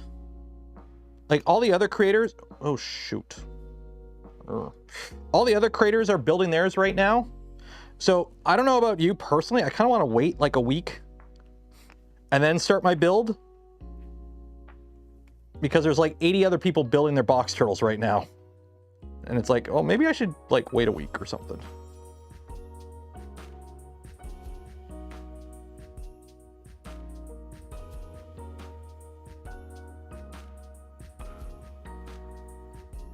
There we go. Hello from France. Bonjour. Bonjour. Okay. So if we plug it in like this. Okay, so I'm assuming can low is green. So green goes to red and yellow goes to yellow. Green goes to red. Okay. Right? Green goes to red. Okay. And then this guy. Cut this here.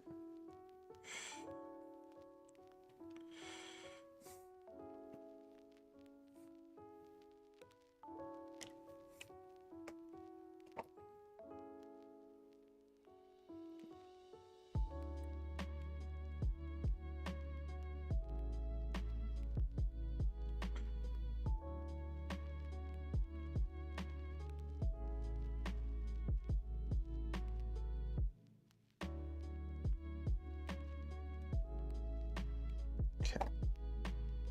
So now we gotta get the soldering kit out.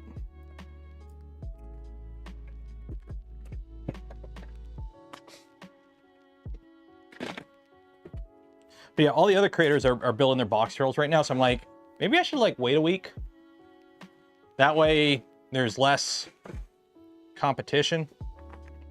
There's everyone else in their grandma is building a box turtle right now. Uh-oh, where'd I? Oh, I left it over here. Okay.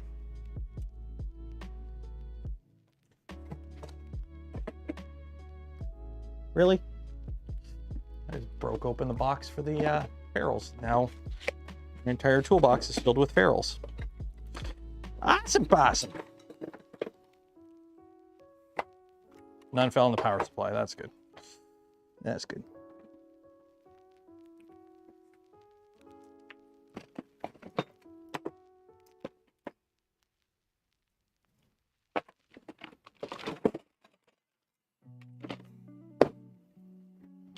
Gridfinity ferrules. I don't use Gridfinity. I just kind of, I do the old school way of organizing a toolbox where I just kind of throw it all in there. And wherever it is where it's at. Because that's just how I roll.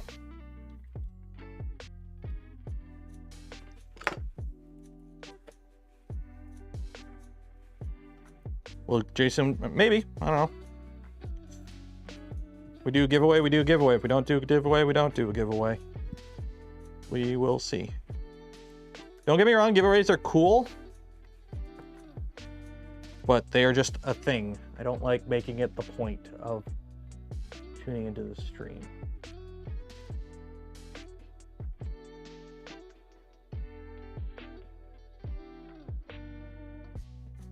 Go.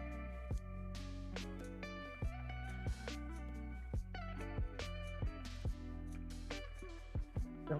Okay. So now, this a little bit easier on me by moving up here. So if I'm not mistaken, the L, which is furthest from the edge connector, so we got two wires. So we got L and H. So L furthest from the middle is green, which on this one means I really want to make sure I don't solder this the wrong way. So this is L. And this plugs in like this. It connects to the red. Okay.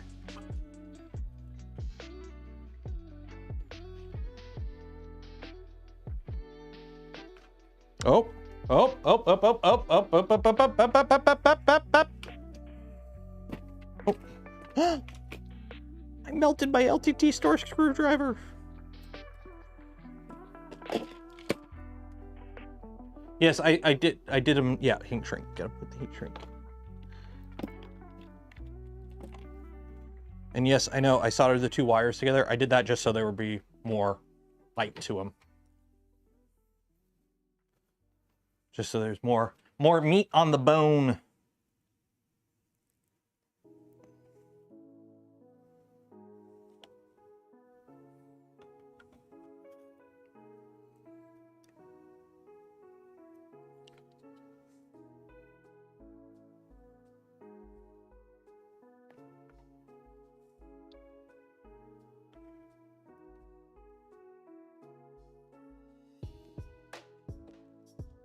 I just find it so funny when I went in to go buy the wire today. The lady's like, "What do you mean phone wire? Here you go." I'm like, "No, those are charging wires. I mean like phone wires for like landline." Oh.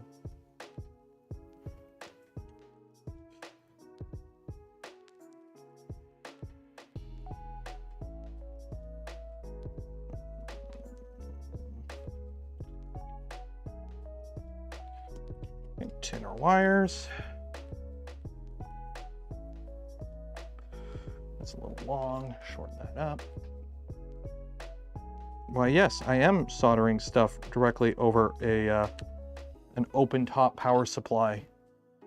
Can't you tell how cool I am? That's the right way to do it.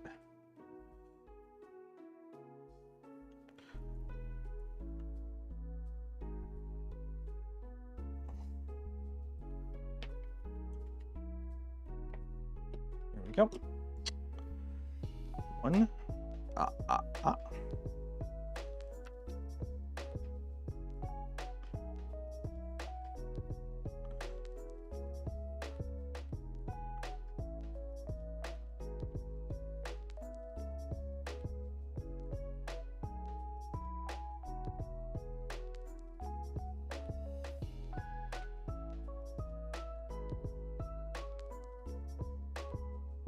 Should ask for an RJ11. I don't even know if most people probably don't even know what that is. Honestly, if you were to walk up to somebody like, hey, can I get an RJ11? They would probably think you were propositioning for something else.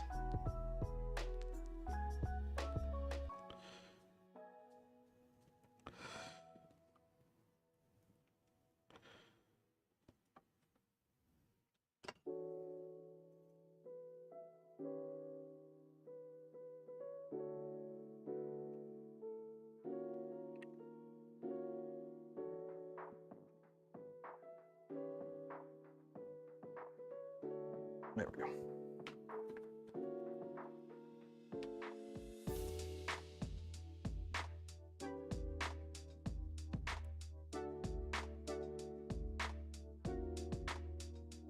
Go.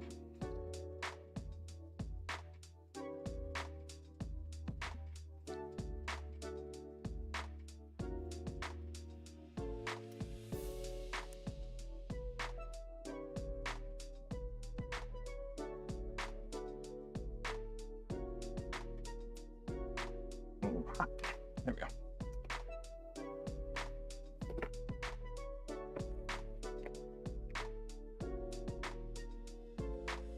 There we go.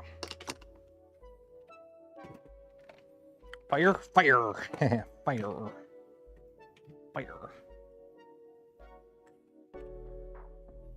I need to get, I wish, does anyone make like a battery? Probably too much heat for a battery, too much drainage. It'd be cool if somebody made like a battery powered heater. Because like I have little plug-in heaters that I used to use for shrinking heat shrink. The problem is like it's annoying to have to go plug it in every time. It'd be nice if you could just done. So instead I just use a lighter now. You know, it's a Neanderthal way of doing it. Okay. So now twist it up. Not that it matters anymore. Twist, twist, twist, twist, twist, twist.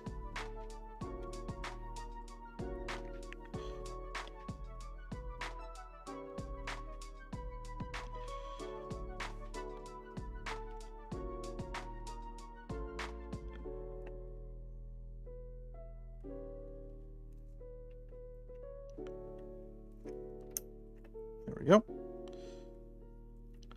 So now that's plugged in. This, I am just gonna kind of, how do I do this? How do I, because this is gonna get, I don't want that to get broken. So we gotta run power to this now. So.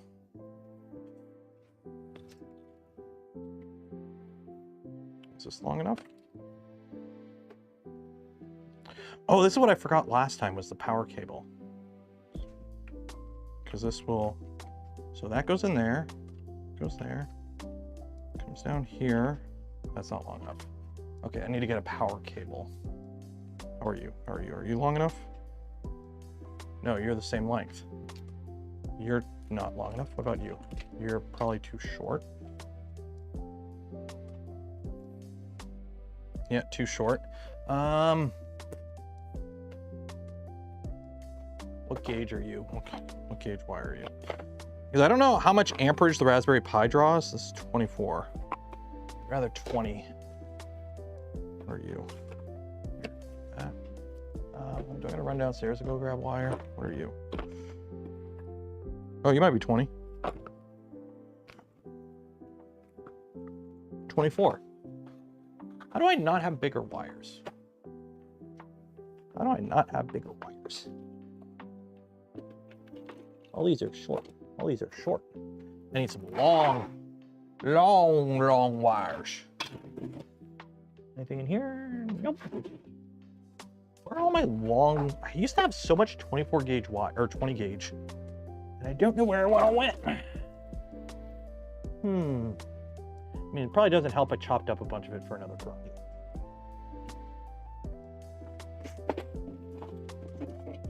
Where are you? You're Ethernet cable. Where are you? You're Ethernet. I'm trying to find all my extra wire.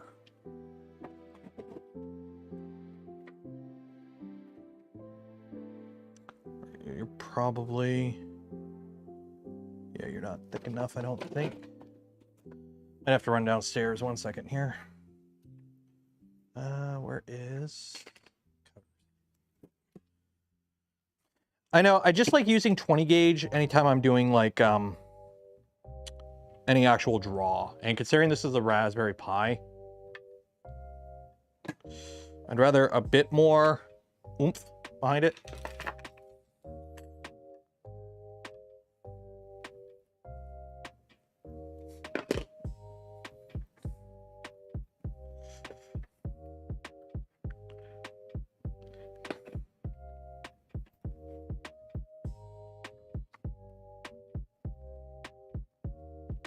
There we go.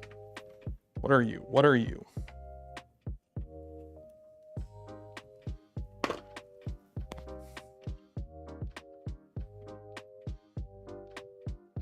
That's not right. That's not the right wire. Okay, let me run downstairs, grab some wire, and then I will be back. I will just keep talking while I'm doing this. This is why I want to get an AI to keep you guys entertained while I go run downstairs and grab stuff like this.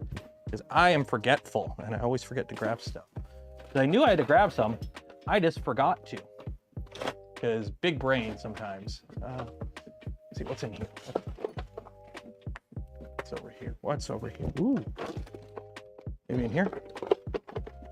What about you? What about you? You might not be long enough. You are...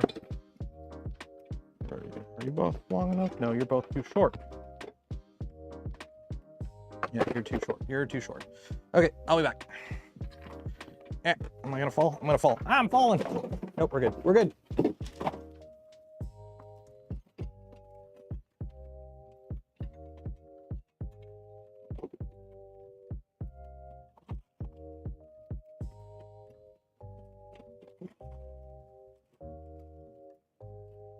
And all this wire, and it's all too short. I have so much short wire. It's ridiculous. It's all just a hair too short. Okay, I'm running down this one. I'll be back. I'll be back. What do we got down here?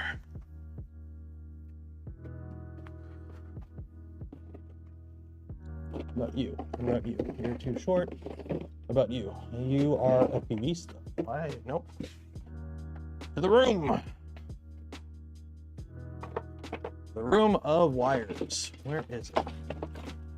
Where is... Where's the bin? No, no, shoot. Huh, I guess we are gonna use that 24 gauge stuff. Yeah, because I can't find it. Oh, that's annoying. Maybe over here? Nope, nope.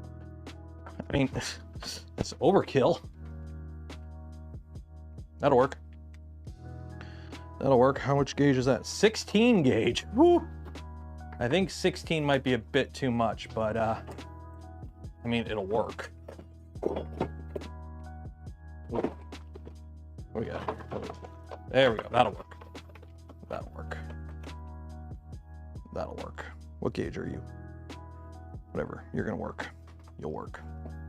Perfect.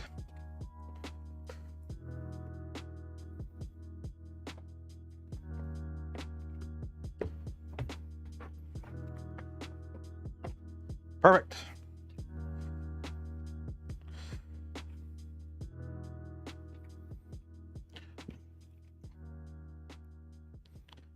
I think it's from a heater. We'll find out. What'd I miss?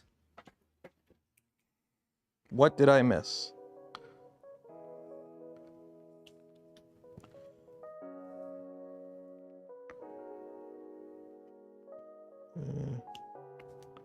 Yeah, it's 22 gauge. 22 gauge, that'll work.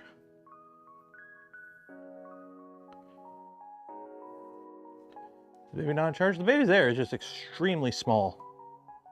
Because I screwed up and accidentally, I didn't delete the baby. But the baby is kind of hidden.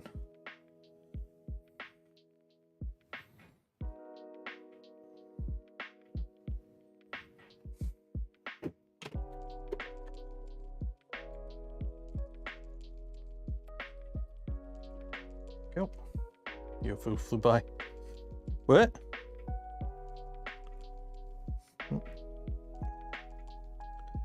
Okay, and then we do another red one. What should I do for dinner today? I have no idea what I'm doing for dinner today. Oh, by the way, for those wondering what happened with the streams yesterday, you know, I've been trying to do Twitch streams during the week. Just something different. Just have a little fun little Twitch stream every now and then, play some games during the week. And I was like, oh, well, we like do them on Monday and Wednesday, right? Or Monday and Thursday, one or the other. And Monday, I had to drive all the way up to Tirana to go apply for my visa to go to China. So that's why it didn't happen Monday. And then on the stream Tuesday, I'm like, I'll do it on Wednesday. Well, I woke up Wednesday and I felt like shit. I just didn't sleep good for a couple nights. So I'm like, I'll do it Thursday. So yesterday I was all ready to do it because I normally go live at like 11. And like I had the green screen up, like I was ready to go live like 10 minutes before. And then my phone went off with a reminder going, oh, by the way, you have a dentist appointment today at 11. So I was like, oh shit. Oh well. So. Okay, so this, one of the nice things about the Big Tree Tech Pi 2 is you can feed this thing 24 volts. So we don't actually need to worry about a buck converter or anything. I could just feed this thing 24 volts directly into it. So hooray.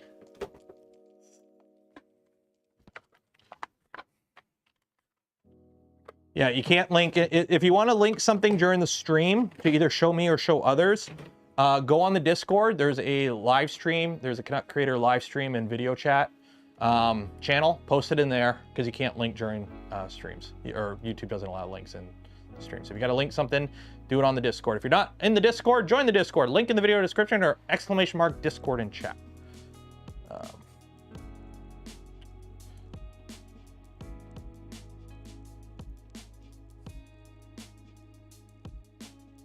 Okay, so let's do this. Overhead.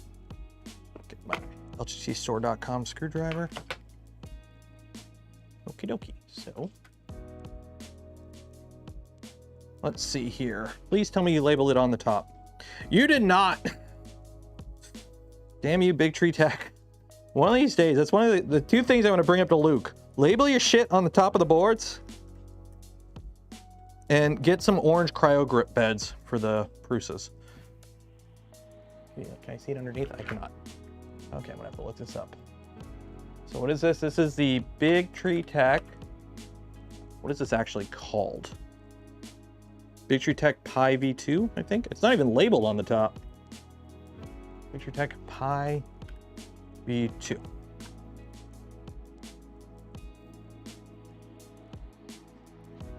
The flat can go through the mount. There's a slot for it. What do you mean there's a slot for it? I mean, like, in here? Oh, I see what you mean. I see what you mean. Yeah. So, there we go. Okay, so these are that. So which one's positive and which one's negative? Does it even say? Okay, so positive, or, okay, ground is on the outside. Ground is on the outside. So this is negative, and that's 24. That takes 24 volts. This right here has two things I wish Raspberry did on the Pi 6. Native M.2 slot, right here, built-in M.2, and the ability to take more than 5 volts. Big Tree Tech can do it on here in the form factor, so I don't see why a Raspberry Pi can't do it. I don't know why a Raspberry Pi can't do it.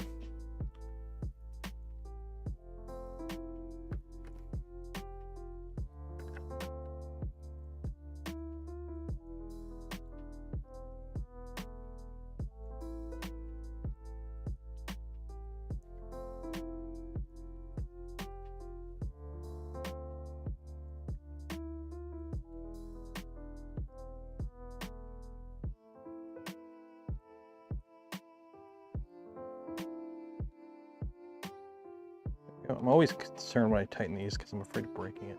So apparently these can slide in here. Is this what this slot is for right here, to kind of, like, you just kind of,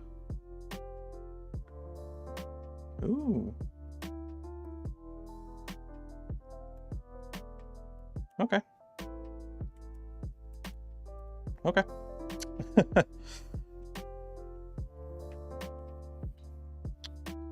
So now we got to get this all the way over here. So we're going to take this off again.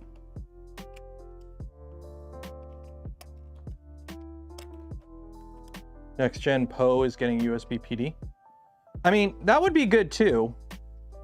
But just give us the ability to put a terminal on it. Just put a terminal on it. Or give us the option for different types of power connectors. Terminal would be cool. Like, I like the little terminal. It's nice to have.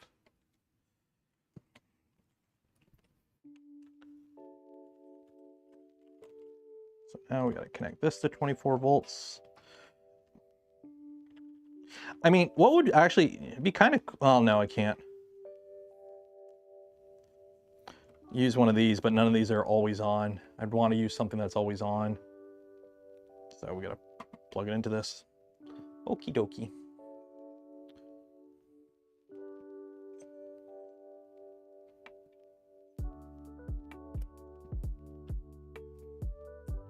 It do be what it is, though.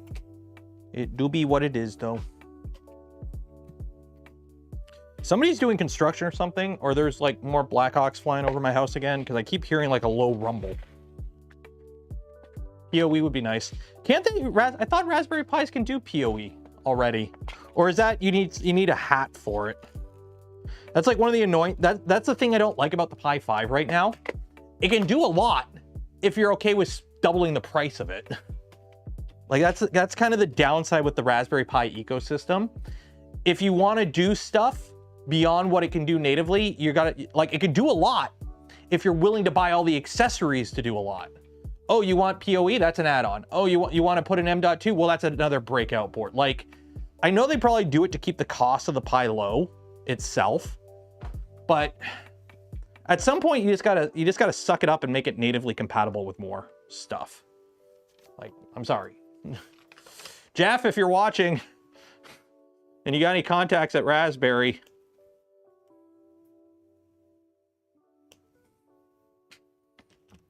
like, I'm not asking to put a PCI Express 16 slot on it, but at least, you know,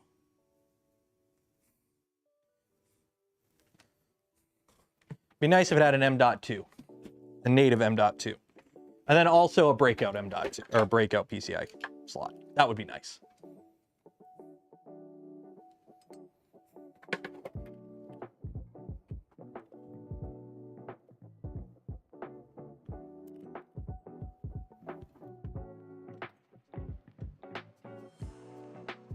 You have the advantage you can buy only what's needed. That is true. I mean, that's the thinking, right? You make the Pi, you know, you save the cost, because if you don't need PoE, you're paying extra for PoE if you're not using it. If you don't need the M.2, you're paying extra if you don't need the M.2, right? But I mean, like, this is 70 bucks Canadian. In Yankee Doodle dollars, it's 50 bucks. And this has M.2 on it. Like 4090 plus RPI 5. You know what's funny? Because I've been diving into the AI stuff. Really, if you're doing AI on a GPU, your actual computer doesn't really matter that much. Like, it does come into a play a bit, but nowhere near as much as you really think. So yeah, you could, if you had like, if you wanted to have like just a computer that is just for running an LLM, just the cheapest computer, and then a 4090 hooked up to it or some other GPU.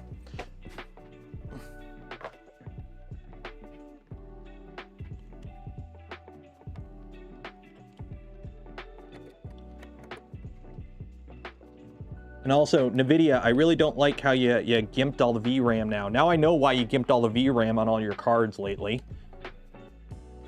So people who are playing with the AI stuff can't have to go and buy your stupid expensive cards. Instead of just like, oh, I'll just make do with this. Nope. Buy the expensive card. Okay, there we go. So, if all goes well,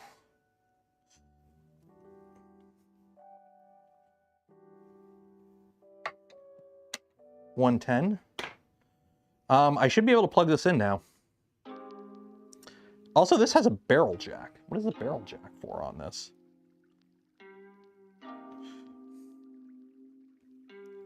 What processor does it even... I don't think this has a more powerful processor than a Raspberry Pi. It's only got, what do we got? We got 2 gigs of DDR4 and 32 gigs that. Rockchip RK3566. I have no idea if this is better. I'm assuming it's not as good as the Broadcom on a Raspberry Pi. I'm assuming it's not as good. But I mean, like, this is actually for 50 bucks. This is really, really nice because you don't need a buck converter. You don't need any sort of buck converting. Rockchip is pretty good, yeah. The only downside with a lot of this stuff is the firmware shenanigans. Is a bit worse than RPI 4, which is plenty good for a 3D printer. I mean, if a Raspberry Pi 3 is plenty to run a Voron V2 with a webcam, and just fine, without issue, then something that's a little bit worse than a Pi 4 will be fine too. Let's plug this in and make sure it don't go kaboom. So let me plug this in here. If it goes kaboom, we have content. If it doesn't go kaboom, we got content. So let's see here. Turn that off. In. So that's plugged in.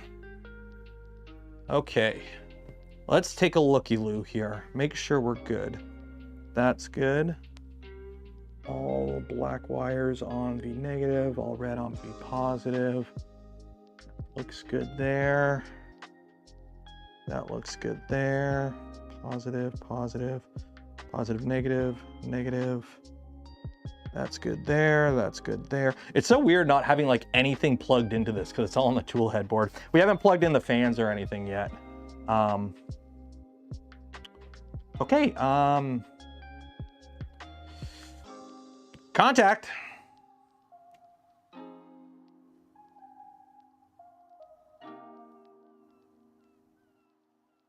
Nothing. Shoot. That ain't good.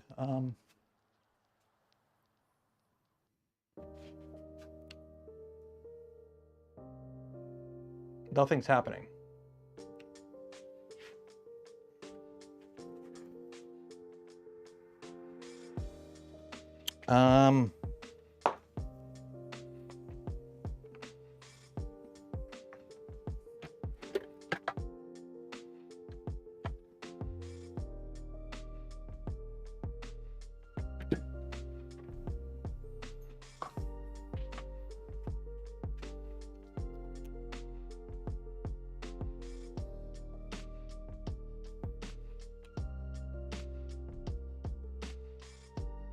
Nope, that's good. Did it light up? I'm getting no lights on anything. That's the thing.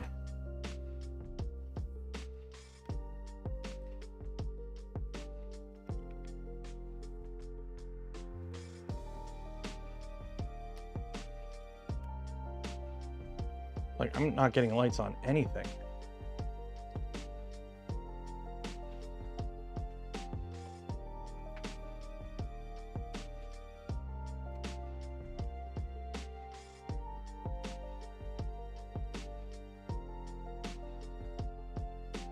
I'm not getting anything.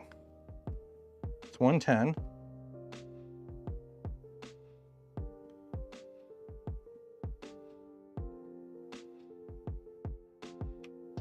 Okay, so blue goes to blue, which is neutral. Brown goes to brown, which, like, the fuse looks fine.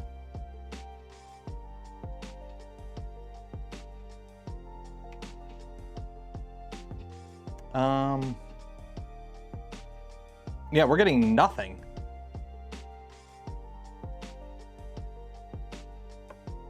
Let me just double check here.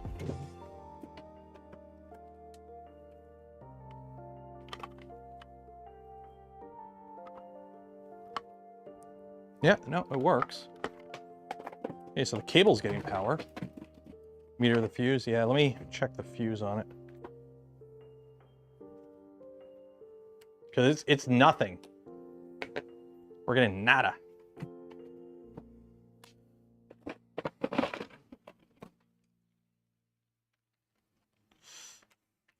Well, note to self, don't touch the actual prongs with this.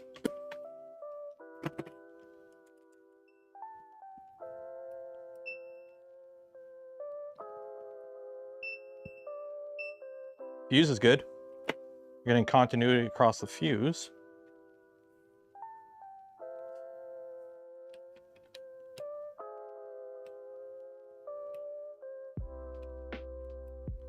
I wonder if it's the plug. No, the PSU's on 110 or 115. PSU's on 115.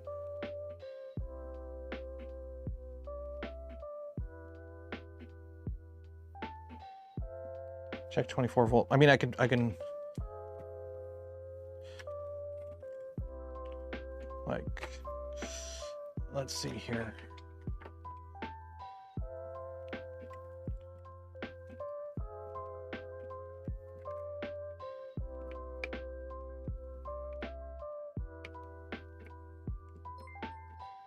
No shorts to ground. We got no shorts to ground. Yeah, we got no shorts to ground.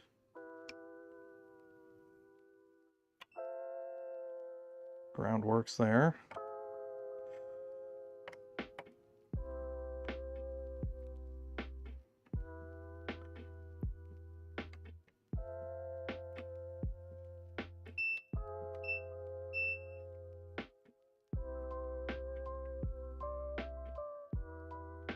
Beater Printer gets a community membership. Cheers and appreciated. Extension. No, it's plugged in. I just checked it with another power supply. Like I checked it with the plug does give juice. L goes to L. Neutral goes to neutral.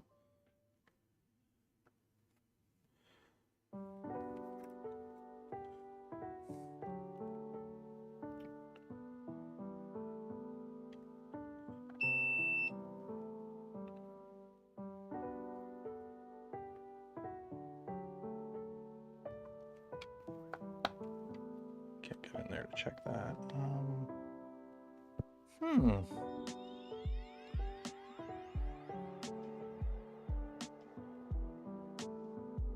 Check the voltage at the PSU. Can these check AC? Can I check AC on here? I can check AC on it. Is this gonna blow up if I touch AC with it in this setting?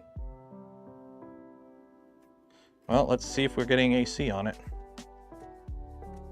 No, no, yes, no, no. Like, no, is it?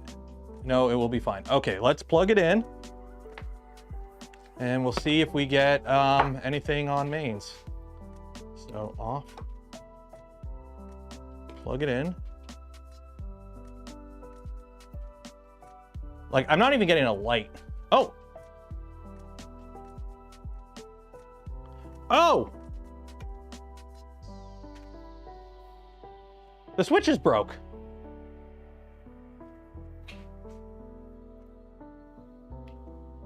The switch is broke.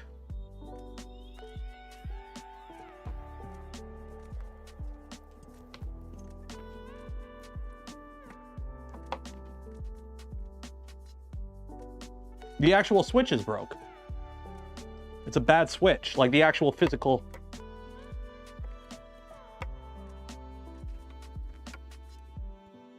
Yeah, it's not, yeah, the switch is broke.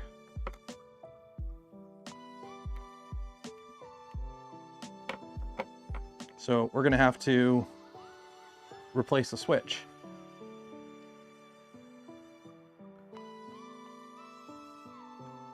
I think I have a spare switch. One second. One second. What we got in here? Should have a spare switch somewhere.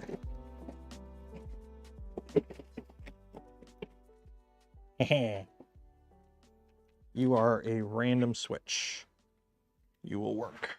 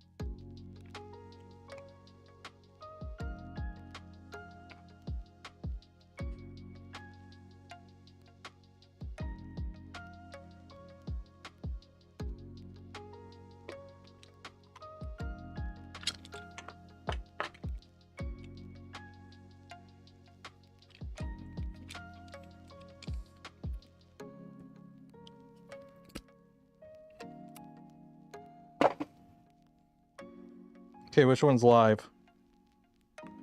How do I know which one's live? How do I know which one's live? How do I know which side is live on this? It doesn't tell me. I mean, it should be wired up the same, right? Yeah. So let's take a look here.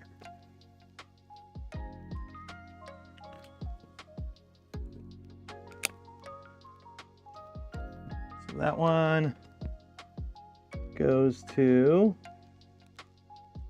wait, shit. I mean, I could just, here, 1 second. Let me get my multimeter. Meter some stuff. Yeah, okay. So, if this goes like that, that top one is live, which is brown. Okay, so that one is live. Okay. Because this is a different switch. This one only has 3 plugs, so it's wired differently. So this is, so top prong, live, bottom prong, neutral. Okay. So ground, live, neutral. Okay.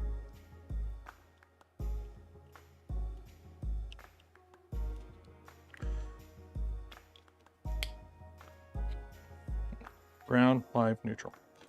Okay. Hopefully this fits in there. I need a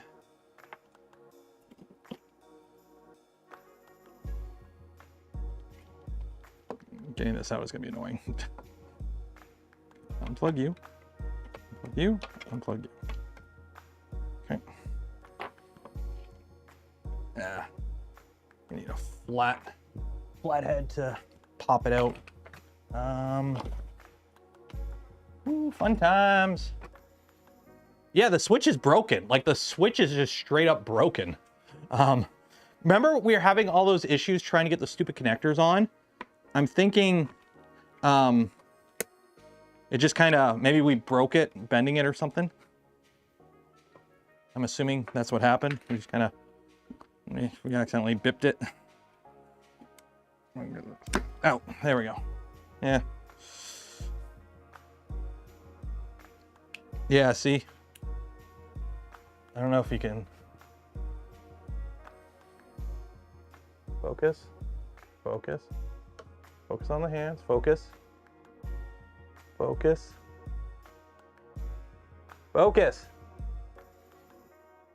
Anyways, you can see it's not. Why don't you want to focus? Focus. It doesn't sit flush. It's a bad switch. Oh yeah, it's cracked. Yep. Okay. So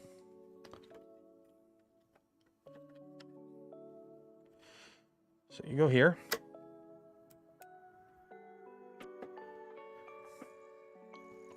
Okay. So ground. Neutral on the bottom. And you are live.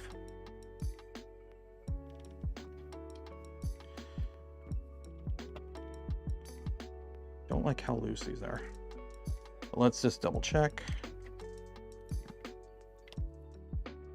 Live.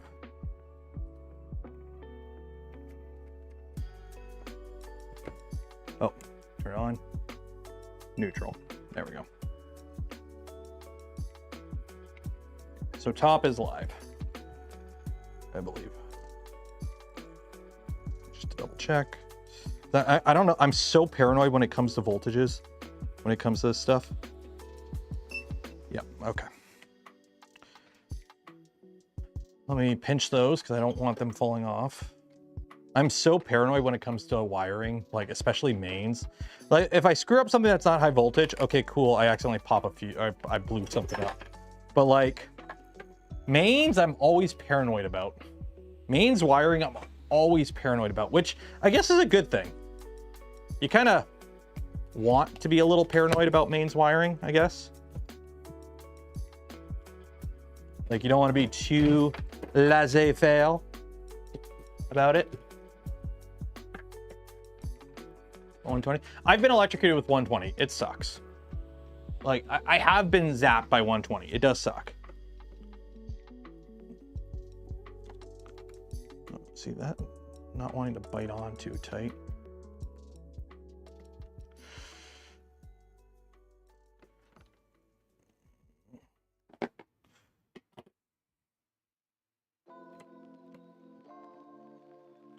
Why don't you want to bite?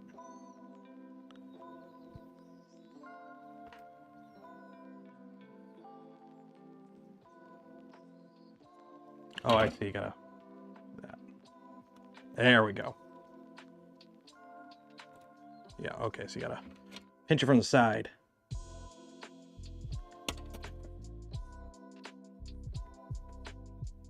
There we go.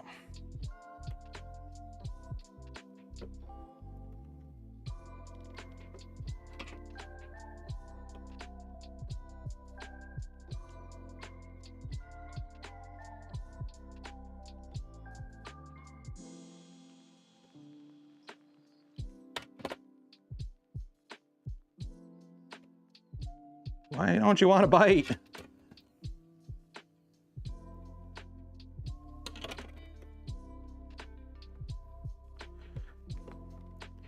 There we go. Now, that's what I get for having ones that were too tight and now they're too loose. There we go. Now they're tight. Now they're not tight. Okay. Whew. Let's try this again. Let me check chat to make sure you guys aren't yelling at me that I did something wrong. Okay. Now, off, plug in, contact. Oh, wait, just in case. 3, 2, 1, contact.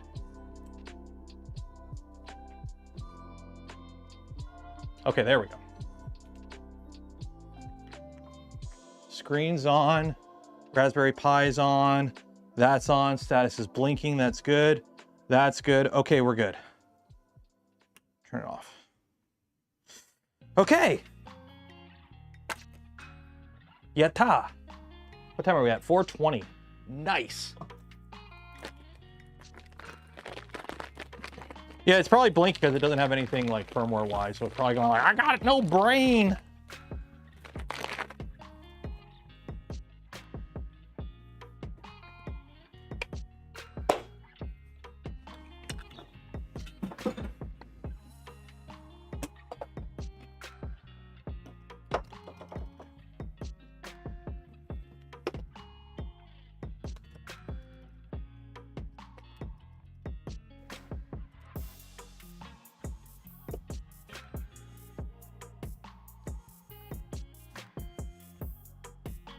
Bed won't heat.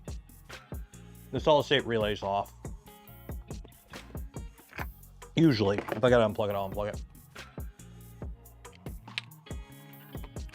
The thing with Haribos, I'm not a huge fan of gummies. These ones aren't too bad though, because they're actually chewy. The problem is with gummies, some gummies I find are just too chewy. Oh, good, it's done. Forgot to check. So let's see here. Good God, really? Okay, you guys are science again. So everyone hold your breath.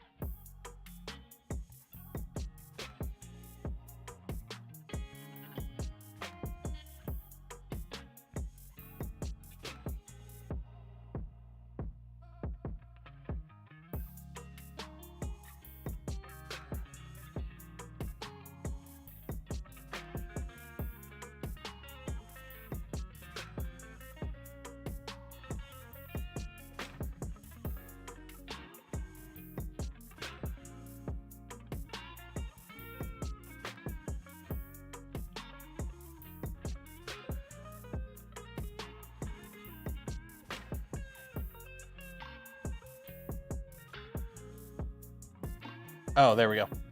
I forgot when I turn it off, you guys get muted, which is okay. So fun fact, what do we get up to? 53? 53 again? Yeah. So With my little filter box on the back of the Core 1, with the fan on, did I have the fan on for that? I'm pretty sure I had the fan on for that.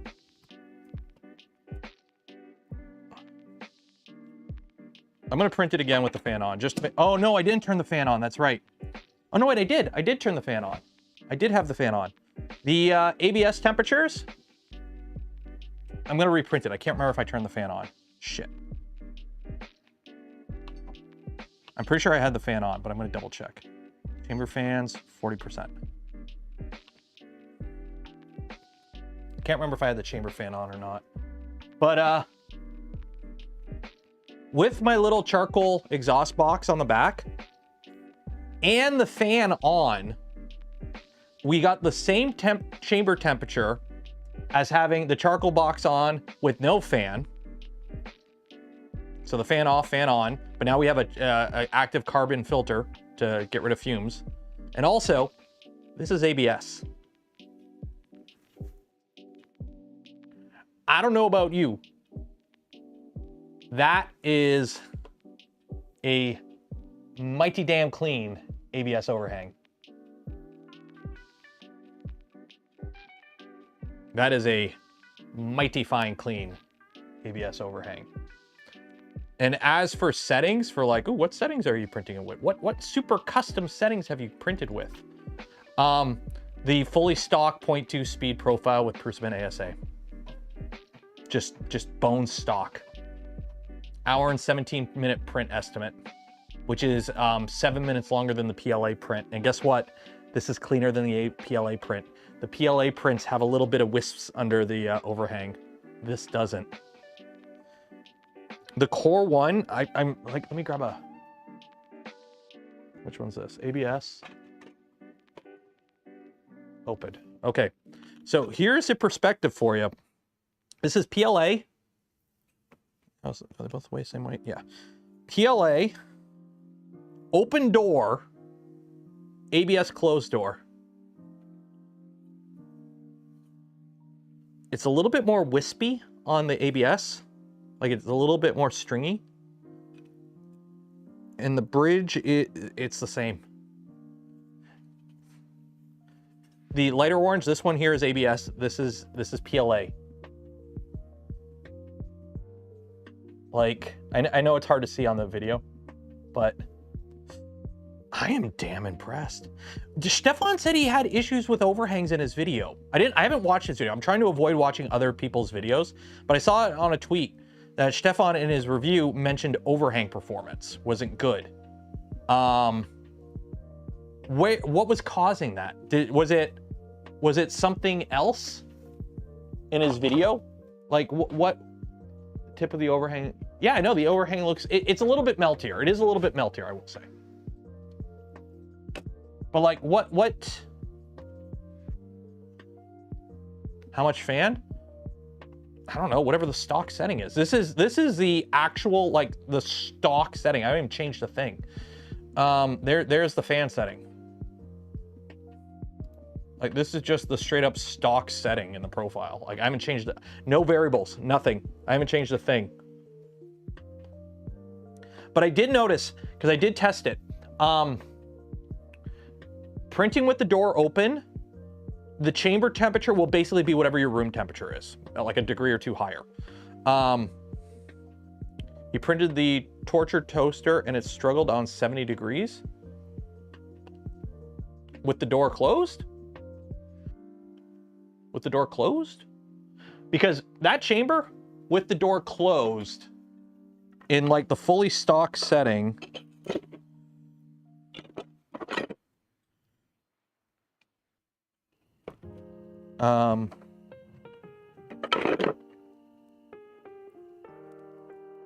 yeah, this is melty because that's no fan. There's no fan. Trying to find the stock closed. Probably this one. Yeah. So this is closed with the stock fan. And this is Prusament, stock profile, door closed. And the only thing is it gets a little hangy up here with the overhang, like it does that. But like 70 degrees, like it does 70 degrees fine. Like, let's see, zoom in the middle, focus in the middle, spot focus, turn off spot focus. There you go, okay. Like, this is PLA, fully stock profile with the door closed and the fan at whatever auto, which is 40%. Like, I'm sorry, I'm not seeing any issues. I'm not seeing any overhang performance issues. This is Prusament. This is just orange PLA Prusament. This is, and this right here shows you the problem with 3D printer reviews. Straight off the bat, this shows you the problem with trusting a review. There's nothing, I'm not saying Stefan did anything wrong. I'm not saying I'm doing anything wrong. I'm not saying I'm doing anything right. The problem is, unless people test their machines exactly the same way, you will not get the same results. Like, my machine's out of my garage. My ambient temperature out here is 20 degrees. If I test this machine and I live in Grant's armpit of the world, Florida, like my testing's gonna be different because I'd be swimming through the air in 99% humidity. Like, it's 3D printing is an imperfect science. There are so many variables at play that you can't just assume because it worked for somebody in one location with their filament. Like, I'm running everything stock. I know Stefan got his machine before mine, so I have no idea if his profile is different. I have whatever profile was available the day I downloaded it. I don't know if that's a newer one or an older one. Too many variables. Too many variables.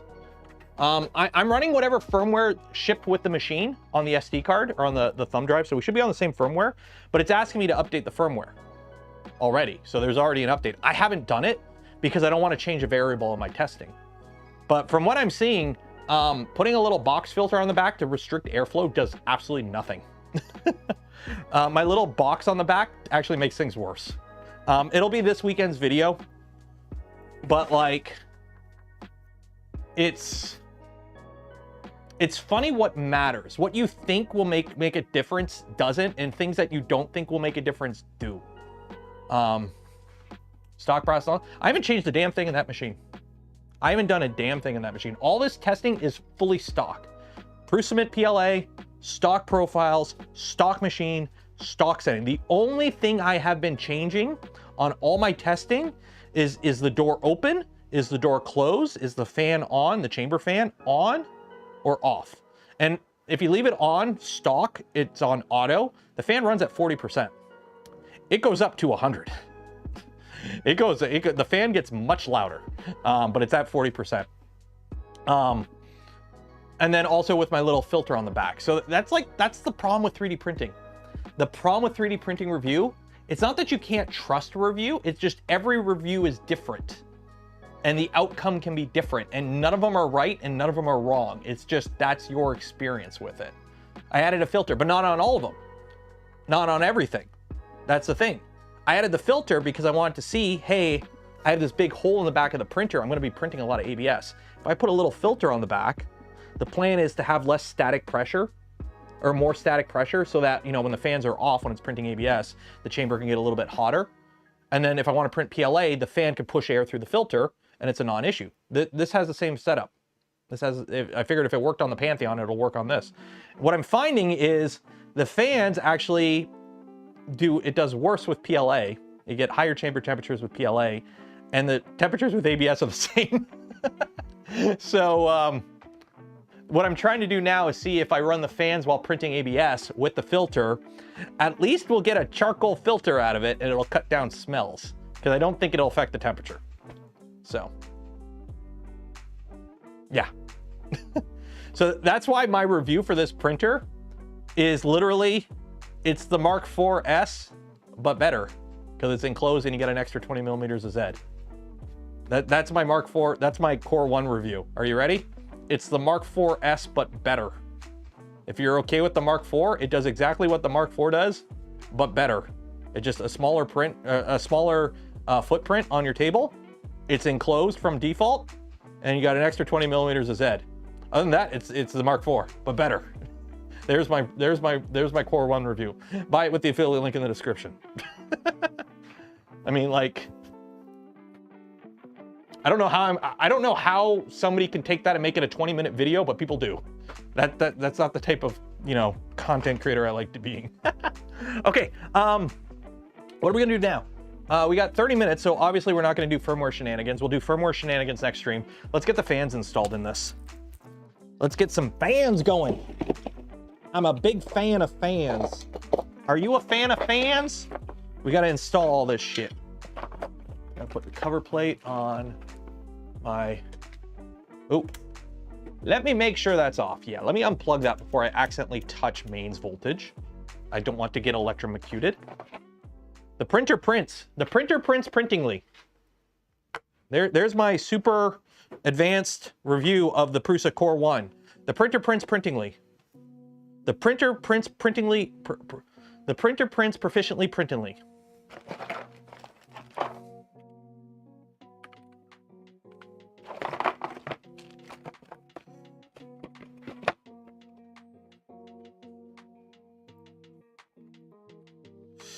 Okay. How would you describe how well a 3D printer prints in as many words as possible, but all words begin with P? Let that do that. I gotta wait for the my computer. This is why I want to build a dedicated AI box, because I don't like using my main computer for this kind of stuff. But I do want to have a little AI box to play around with, and I want to bring it to places. I want to build like a co-pilot, like an actual physical computer with like a screen on it. Basically, a fully self-contained AI. Like basically a scuffed Neurosama, only really scuffed. Like super scuffed. We don't want it to look good. We want it to be jank. Did I not print? I did not print the parts for the fan. I'm gonna have to do that. I mean, we could put some of these grills on, but I don't think I printed the parts that actually hold the fans. I did not. Okay, so we're not gonna go too far there, but I could start putting these on at least. With Ben Stein's voice. Well, that's the thing. I'm going to train it on a voice, but I don't want to use somebody's voice. I don't want to. I know AI LLMs are trained on data. They're not original. Everything they do is based off what they've been fed. That's the thing. They're not AI. They're not intelligent. They just regurgitate based on patterns. They're just predictive text. That's all it is. It just predicts the next word in the sentence. But I don't want to do anything that tries to replicate a real human or somebody else's work. Like, I'm against that. That's why I don't like playing with the art ones. I don't like playing with the video ones, because they are somebody's art and somebody's work. So I'm definitely not going to use somebody's voice. So I need to make like I need to figure out I'm trying to find a non-gendered voice. I want this thing to just be a bot. I don't want to be doing human monkey brain with lizard part in the back going, pattern recognition, human. No, I want it to be a bot. So I don't want to use a real human's voice, because I don't want to, that's their voice. I'm not a fan of that. I'm not a fan of that part of the whole faking being somebody else. I don't like it. I don't like it. Where did I put all the screws? Where did I put the screws? Oh, I put them here. So we'll finish off by putting the synth voice. Yeah, I basically want to get a bunch of like fake voices, mash them together, try and get like a non-gendered voice, and then just go from there. 5 hammerheads. I'm trying to find 3 hammerheads. Beep boop. Hello. Appreciate the sand. I'm getting my feet wet in this thing. I've honestly been against AI for as long as possible, just because I don't like it stealing other people's work. I don't like it taking people's jobs. But it appears we're going down that route anyway, so YOLO. But I'm okay with like the LLM stuff. Like like something like this. A 3D printer produces precise parts with powerful performance, perfectly preserving patterns for professional purposes. Like using it in this case, I'm okay with. Like, hey, I gotta go run downstairs. Keep chat busy. Tell them a story while I'm gone. That's kind of what I wanted to use it for, right? I just want to use it as just something to banter with. And I'm okay with that. I'm okay with that use case.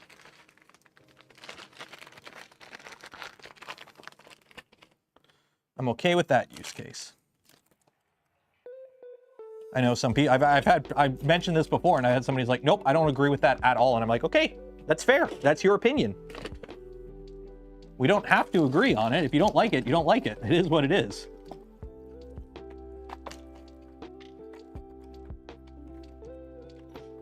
Everyone's free to have their opinion.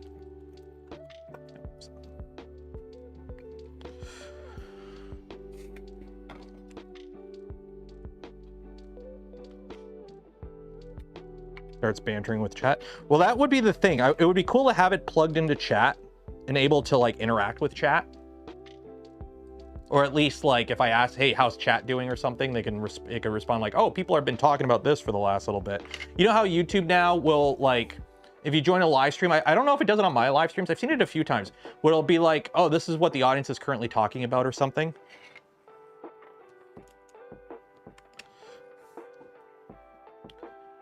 Yeah, you got to make sure it's like Hal where it can not listen to you at times.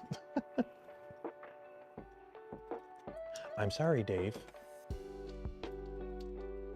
Okay. This is gonna be annoying. Yeah.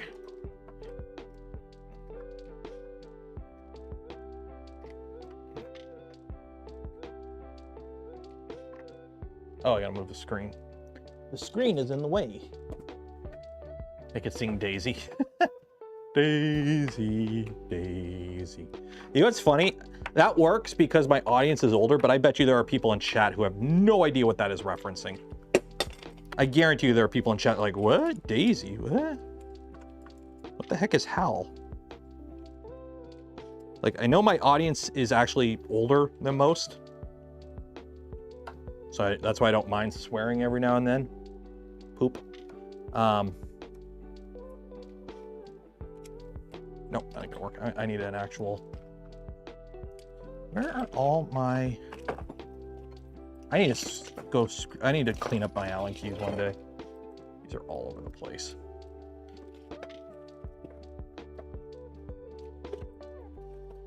How do I lose Allen keys? Like, how do you misplace? I've got 4 of the same Allen key and they're all missing.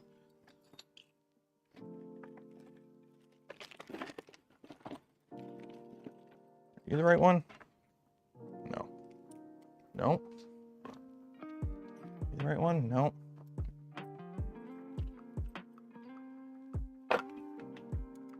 There we go.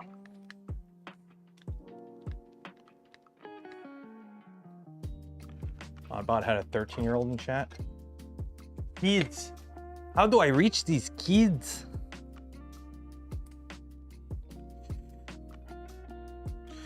Don't worry, no capping. We be for real, no skibbity Ohio Riz. Yacht.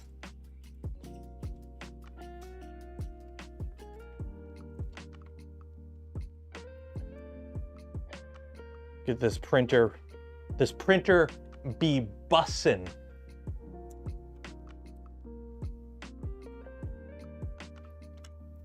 This printer be bussin'.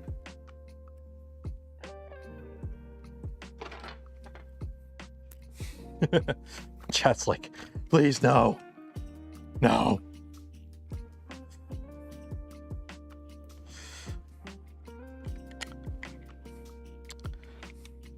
Like, I really can't complain. I've grown up with the internet. I'm 37 next month.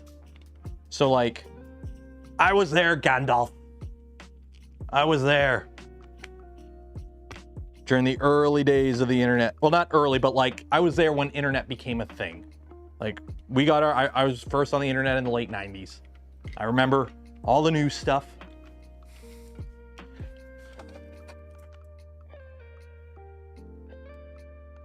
Back in my day,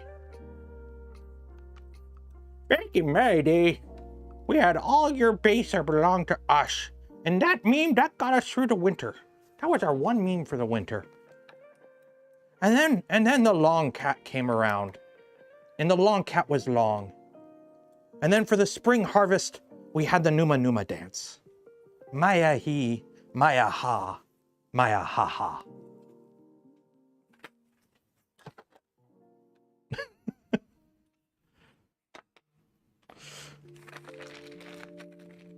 For great justice, take off every zig. I mean, to be fair, we're coming back around. Like, we're getting to the point where we're going to fire all his missiles. So.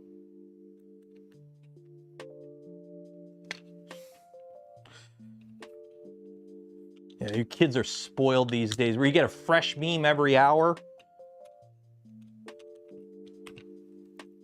Back in my day, a meme, you didn't make a meme. Memes just became a thing.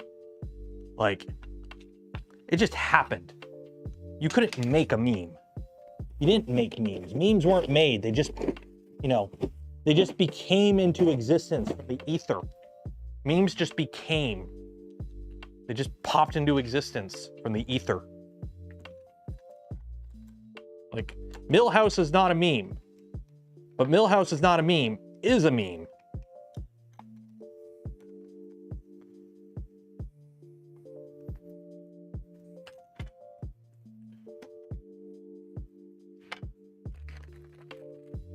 And trolling is art. Like 4chan before 4chan sucked. I mean, to be fair, 4chan has always sucked. But like 2008 4chan. Those were the good days.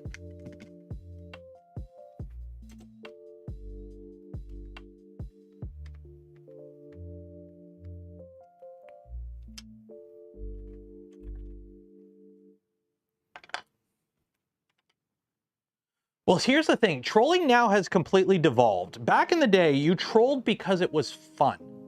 And the point of trolling was just to troll. But now it's not trolling. It's rage for the sake of rage. Like, the whole aspect of trolling has completely changed from what it used to be. It used to be a lot more just banter, right? It was just harmless banter.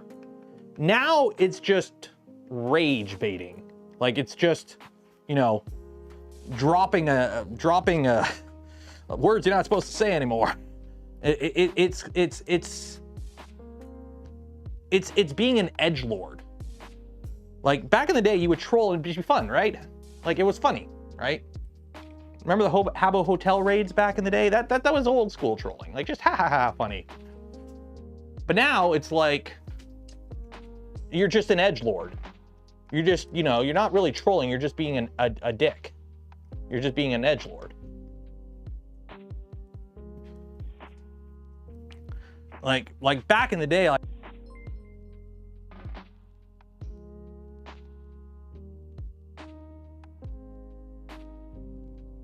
it's completely different. It's changed, and I don't like it. Oh my God, Frankie gifted 20 community memberships. Cheers, Frankie. Oh my God. Oh my God. Winamp. Well, it does. Winamp does kick the llama's ass.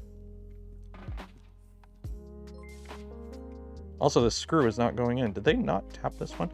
I hate every now and then. Oh, no, wait. Yeah, every now and then you get like a T-nut that's not tapped. Oh, it whips. Sorry, my bad. It whips the llama's ass.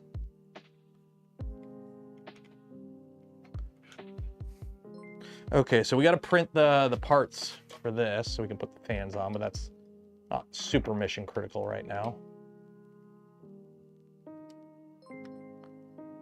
There we go. And I don't think I printed those orange covers. No, I didn't. So I got to print the orange okay, so list of things to do that I got to print. I got to print the little orange accent covers for these. I need to print the fan holders. And then we do firmware stuff next stream. So we're getting there. We might have this moving next stream. we might have this moving next stream, hopefully. I don't know how the software installation is on the Big Tree Tech pad, or the Big Tree Tech RPI. I'm assuming it's not too bad. Put it in like boot mode and just flash it, hopefully. But we'll see. And then we move on to getting it all configured. And, oh, we're gonna have to go through the esoterical guide for CAN bus stuff too. Not a big deal, but we'll do that. And yeah, let's look good. What are we at right now? So don't forget, we're gonna be doing the giveaway in 12 minutes. We're doing the giveaway at 5 p.m. Eastern, which is when we're ending the stream. So if you have not entered, link in description, do this now. Is the fan going? Yeah, no, the fan is going. Okay.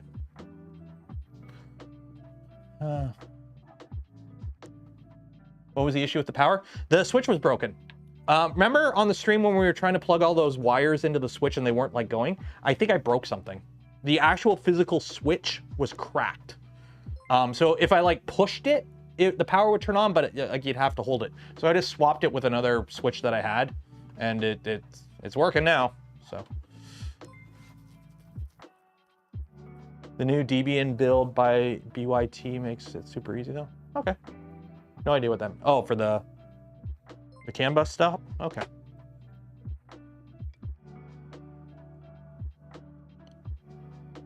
Actually, let's attach this antenna right here. Touch the antenna.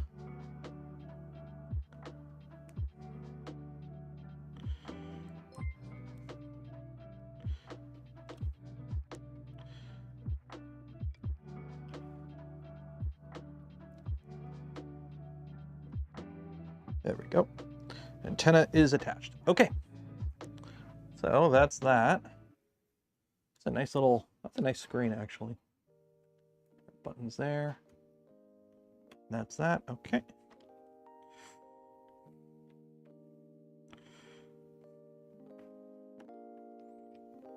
And there we go. Easy peasy. Okay, flip this back over.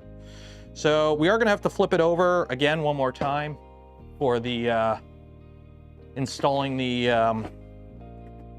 fans, but for the most part, slow, slow, slow, slow, slow, slow, slow, slow, slow, boom.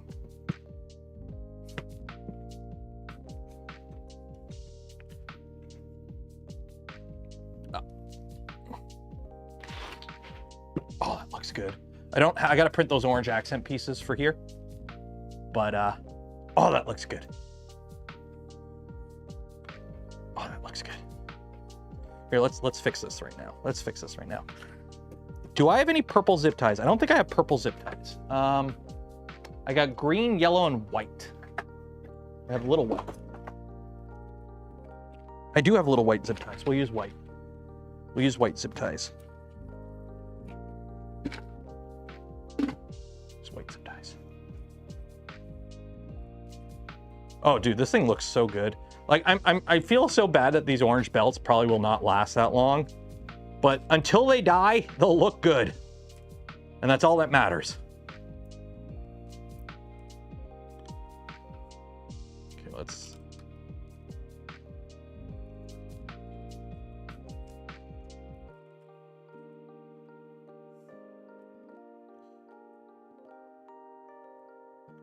Here we go. Do not miss jumpers on. You know what? I tweeted this the other day just based on a conversation on the Discord. It's funny when people think nostalgia. What is a nostalgic era to you? As somebody who's, I think I'm technically an older millennial, like I'm 37 this next month, right? Nostalgia for me was that period when we had digital devices, but also a lot of analog devices. So I'm talking like you had, you know, a Pentium computer playing Half-Life, but on like a CRT monitor with like a buckle spring keyboard, a mouse with a ball in it, and you had dial-up internet. Like that period everything went from analog to not like today. Now everything's digital, right? Everything's digital nowadays. But that period in between where you still had a lot of the analog and digital, you had like ribbon cables, everything had its own connector with the little screw terminals and whatnot. Like, for me, that's like nostalgic for me. Like that nostalgic period for me was that era. Like late 90s, early 2000s tech is like, yeah, the Game Boy, the Nokia. Yeah, for me, it's 95 to 2005 is like, that's nostalgic for me. Cause like, that's when I grew up, right? I was in grade 8 in 2001, right? Ask me how I know that, how I easily remember that. But it's like that's the nostalgic period for me, is that 95 to 2005 era kind of thing. Oop, no, that's the wrong way.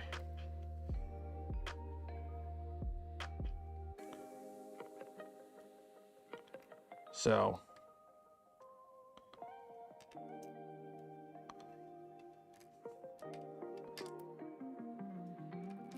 like you had your 15 inch, you're set if you were balling a 17-inch CRT Unreal Tournament with a shitty mouse, dial-up internet, like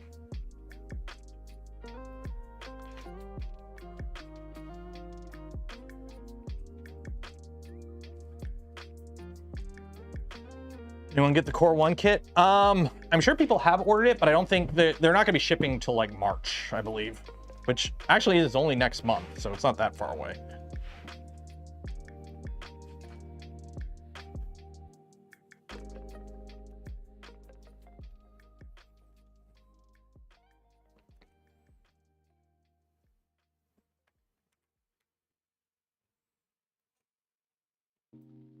Minecraft is nostalgic. Dude, I bought Minecraft in 2011, I want to say. I mean, I could pull up my email. Like, I'm not going to show it here. Let me pull up my email. One second here. Pull up my email. Okay. Oh, 1 second. Oh, George is on vacation. Nice. Let me log into my, like, the email I made back in high school. Okay. Mojang. Oh, God. Oldest first. Receipt for your payment to Mojang Specifications from PayPal. You sent a payment of €9.95 to Mojang Specifications. September 14th, 2010. That was for the Minecraft beta. The open access Minecraft beta. I remember when they added creepers. Back in my day. Like, I found when I got into Minecraft, it was like just during the beta days. Like, I think it was beta 1.4. 1.1 or 1.4 is around there when I started playing Minecraft. And yeah. Like, I think I heard about it on 4chan. I honestly, I think I found Minecraft through 4chan. Like, through G on 4chan. Back then.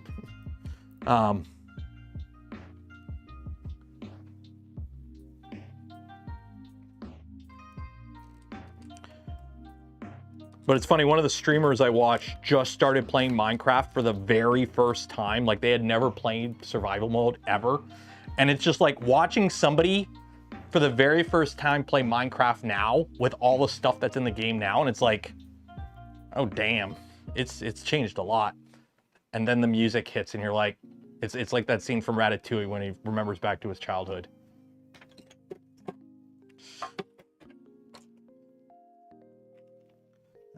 I need the big, where's the big one? Let's use this. Shazbot. Isn't Shazbot Quake? Isn't that like the NPCs in Quake? Or the bots in Quake said that? Floppy disk so that we could use both sides. I remember floppy disks. I remember, like, so I used computers at school before we had a computer at home. And I'm gonna break these. I need a beefier set of cutters. So our computers at my school were Macs. And then we finally got a computer at home. And for the life of me, I couldn't figure out why I couldn't transfer a file. I need heavier, dutier cutters. I couldn't transfer a file from the school computer to my home computer. And it took me forever to figure out. It was an issue with, I had to flash it. So what was happening was, or formatting. It was an issue with Mac formatting. Like I couldn't, like I had to reformat it. So I didn't realize that when I put the floppy disk in my computer at home, they're like, oh, you got to format it. So I would hit format and all my files would be gone. I'd be like, what? So I didn't know. I need a bigger set of cutters. I can't cut through this cable with like the little flush cutters that come with printers. It's not cutting. And then the other way when I got home. And it took me a while to figure that out until the teacher's like, oh, it's because it's different. It's different. I'm like, oh, that's a thing. And she's like, yes. I'm like, well, that sucks. Why can't they all work? And here we are 30 years later and we still have the same problem. Although it's nowhere near as bad as it used to be. It's like every now and then it's like, oh, maybe I should actually install Linux on my desktop. I think it's time I finally go all in on Linux because Microsoft's been annoying me lately. And then it's like, I know if I do it, everything will work great until I get like one program that doesn't work on Linux and then I'm screwed. So I'm pretty sure Adobe, or correction, I don't use Adobe, I use DaVinci Resolve, which works on Linux as long as you have a GPU. I think Fusion 360 is like the only program I somewhat use regularly that isn't available on Linux. Because I don't play any online games with anti-cheat that I need to worry about. So I'm pretty sure like I probably could go all in on Linux on my desktop. And I might do that one day. OBS works on Linux. I just know one day I would get into something that doesn't work. And then I'd be like, well, this sucks. So I'll probably keep the main desktop on Linux and or Windows, and I'll keep this on Windows too, just because I don't know so many companies like, hey, do you like using Bamboo printers? Well, F you if you got Linux, because their Bamboo Connects doesn't work on Linux. Like that's one of the things, right? Like that's why I haven't gone all in.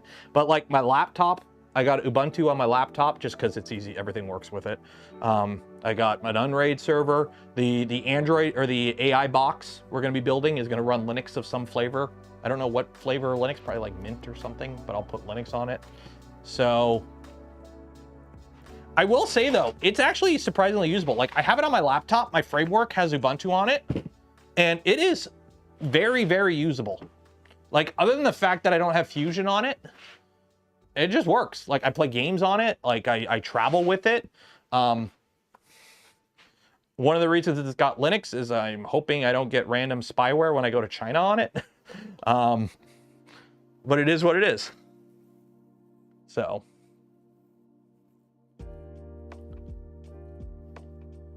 The type of people. But the thing is though, you're automatically segmenting out an entire audience. Like you're basically cutting out an entire potential audience just cause. Like nobody has actually shown me a reason to use Bamboo Connect, why it would be an improvement over the current setup. Because remember, the current setup has always been there. It wasn't hacked. It was just people figured out the keys to the protocol that Bamboo were using and they made them public. Bamboo just left the key under the mat. So you'll be fine in China. I know I'm not important enough to be worth loading anything on my computer. Did you have issues? Yeah. When I went to visit Joel, I had Linux on the laptop, and I had to do some Fusion work. I had to play with Fusion, so I reinstalled Windows so I can use Fusion. And then when I got home, I put Linux back on it. Even with the Connect app, yeah. But I mean, like, if you got a whatchamacallit, a Steam Deck, that's Linux. Actually, honestly, what I'm waiting for, I'm waiting on Valve SteamOS. Valve is working on making SteamOS its own thing.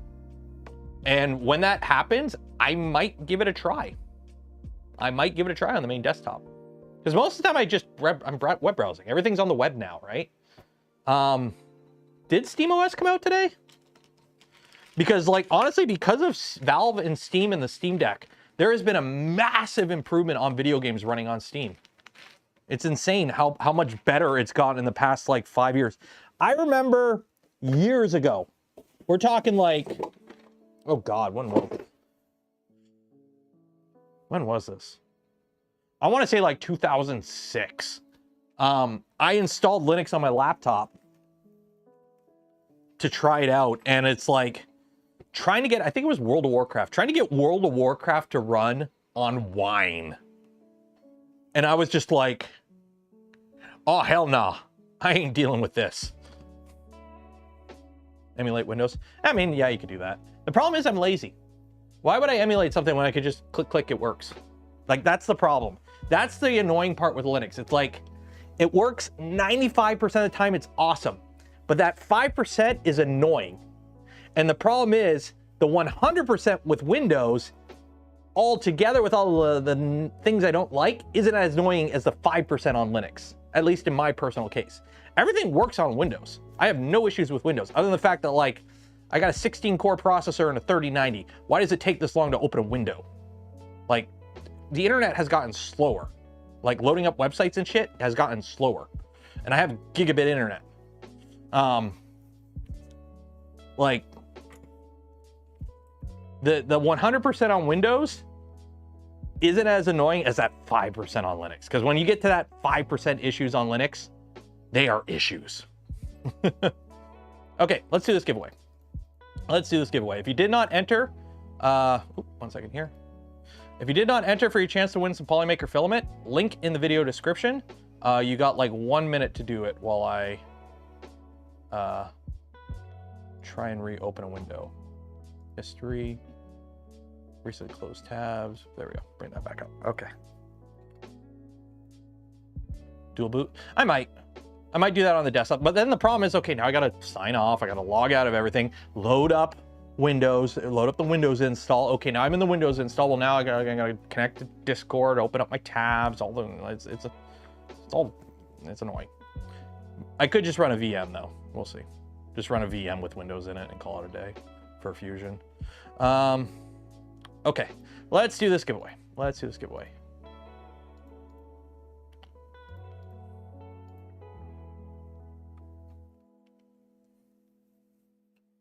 One second here.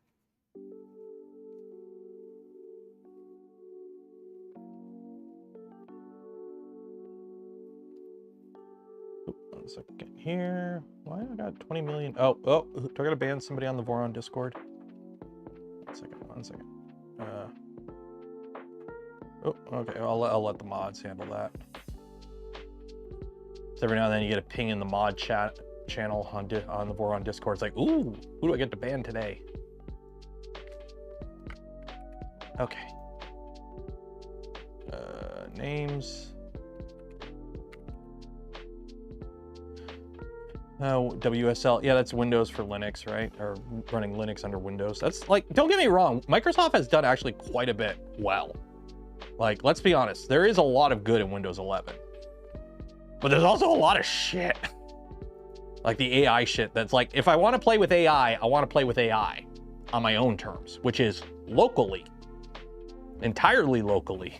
I don't want any of that shit that I'm like, hey AI, random thing that I do not want on the public. I don't want that going to the internet.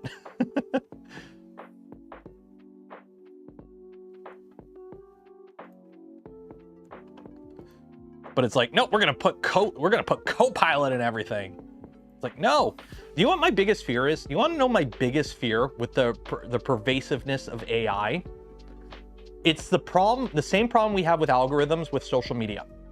Essentially, the algorithm determines what's popular, and then that's all you get.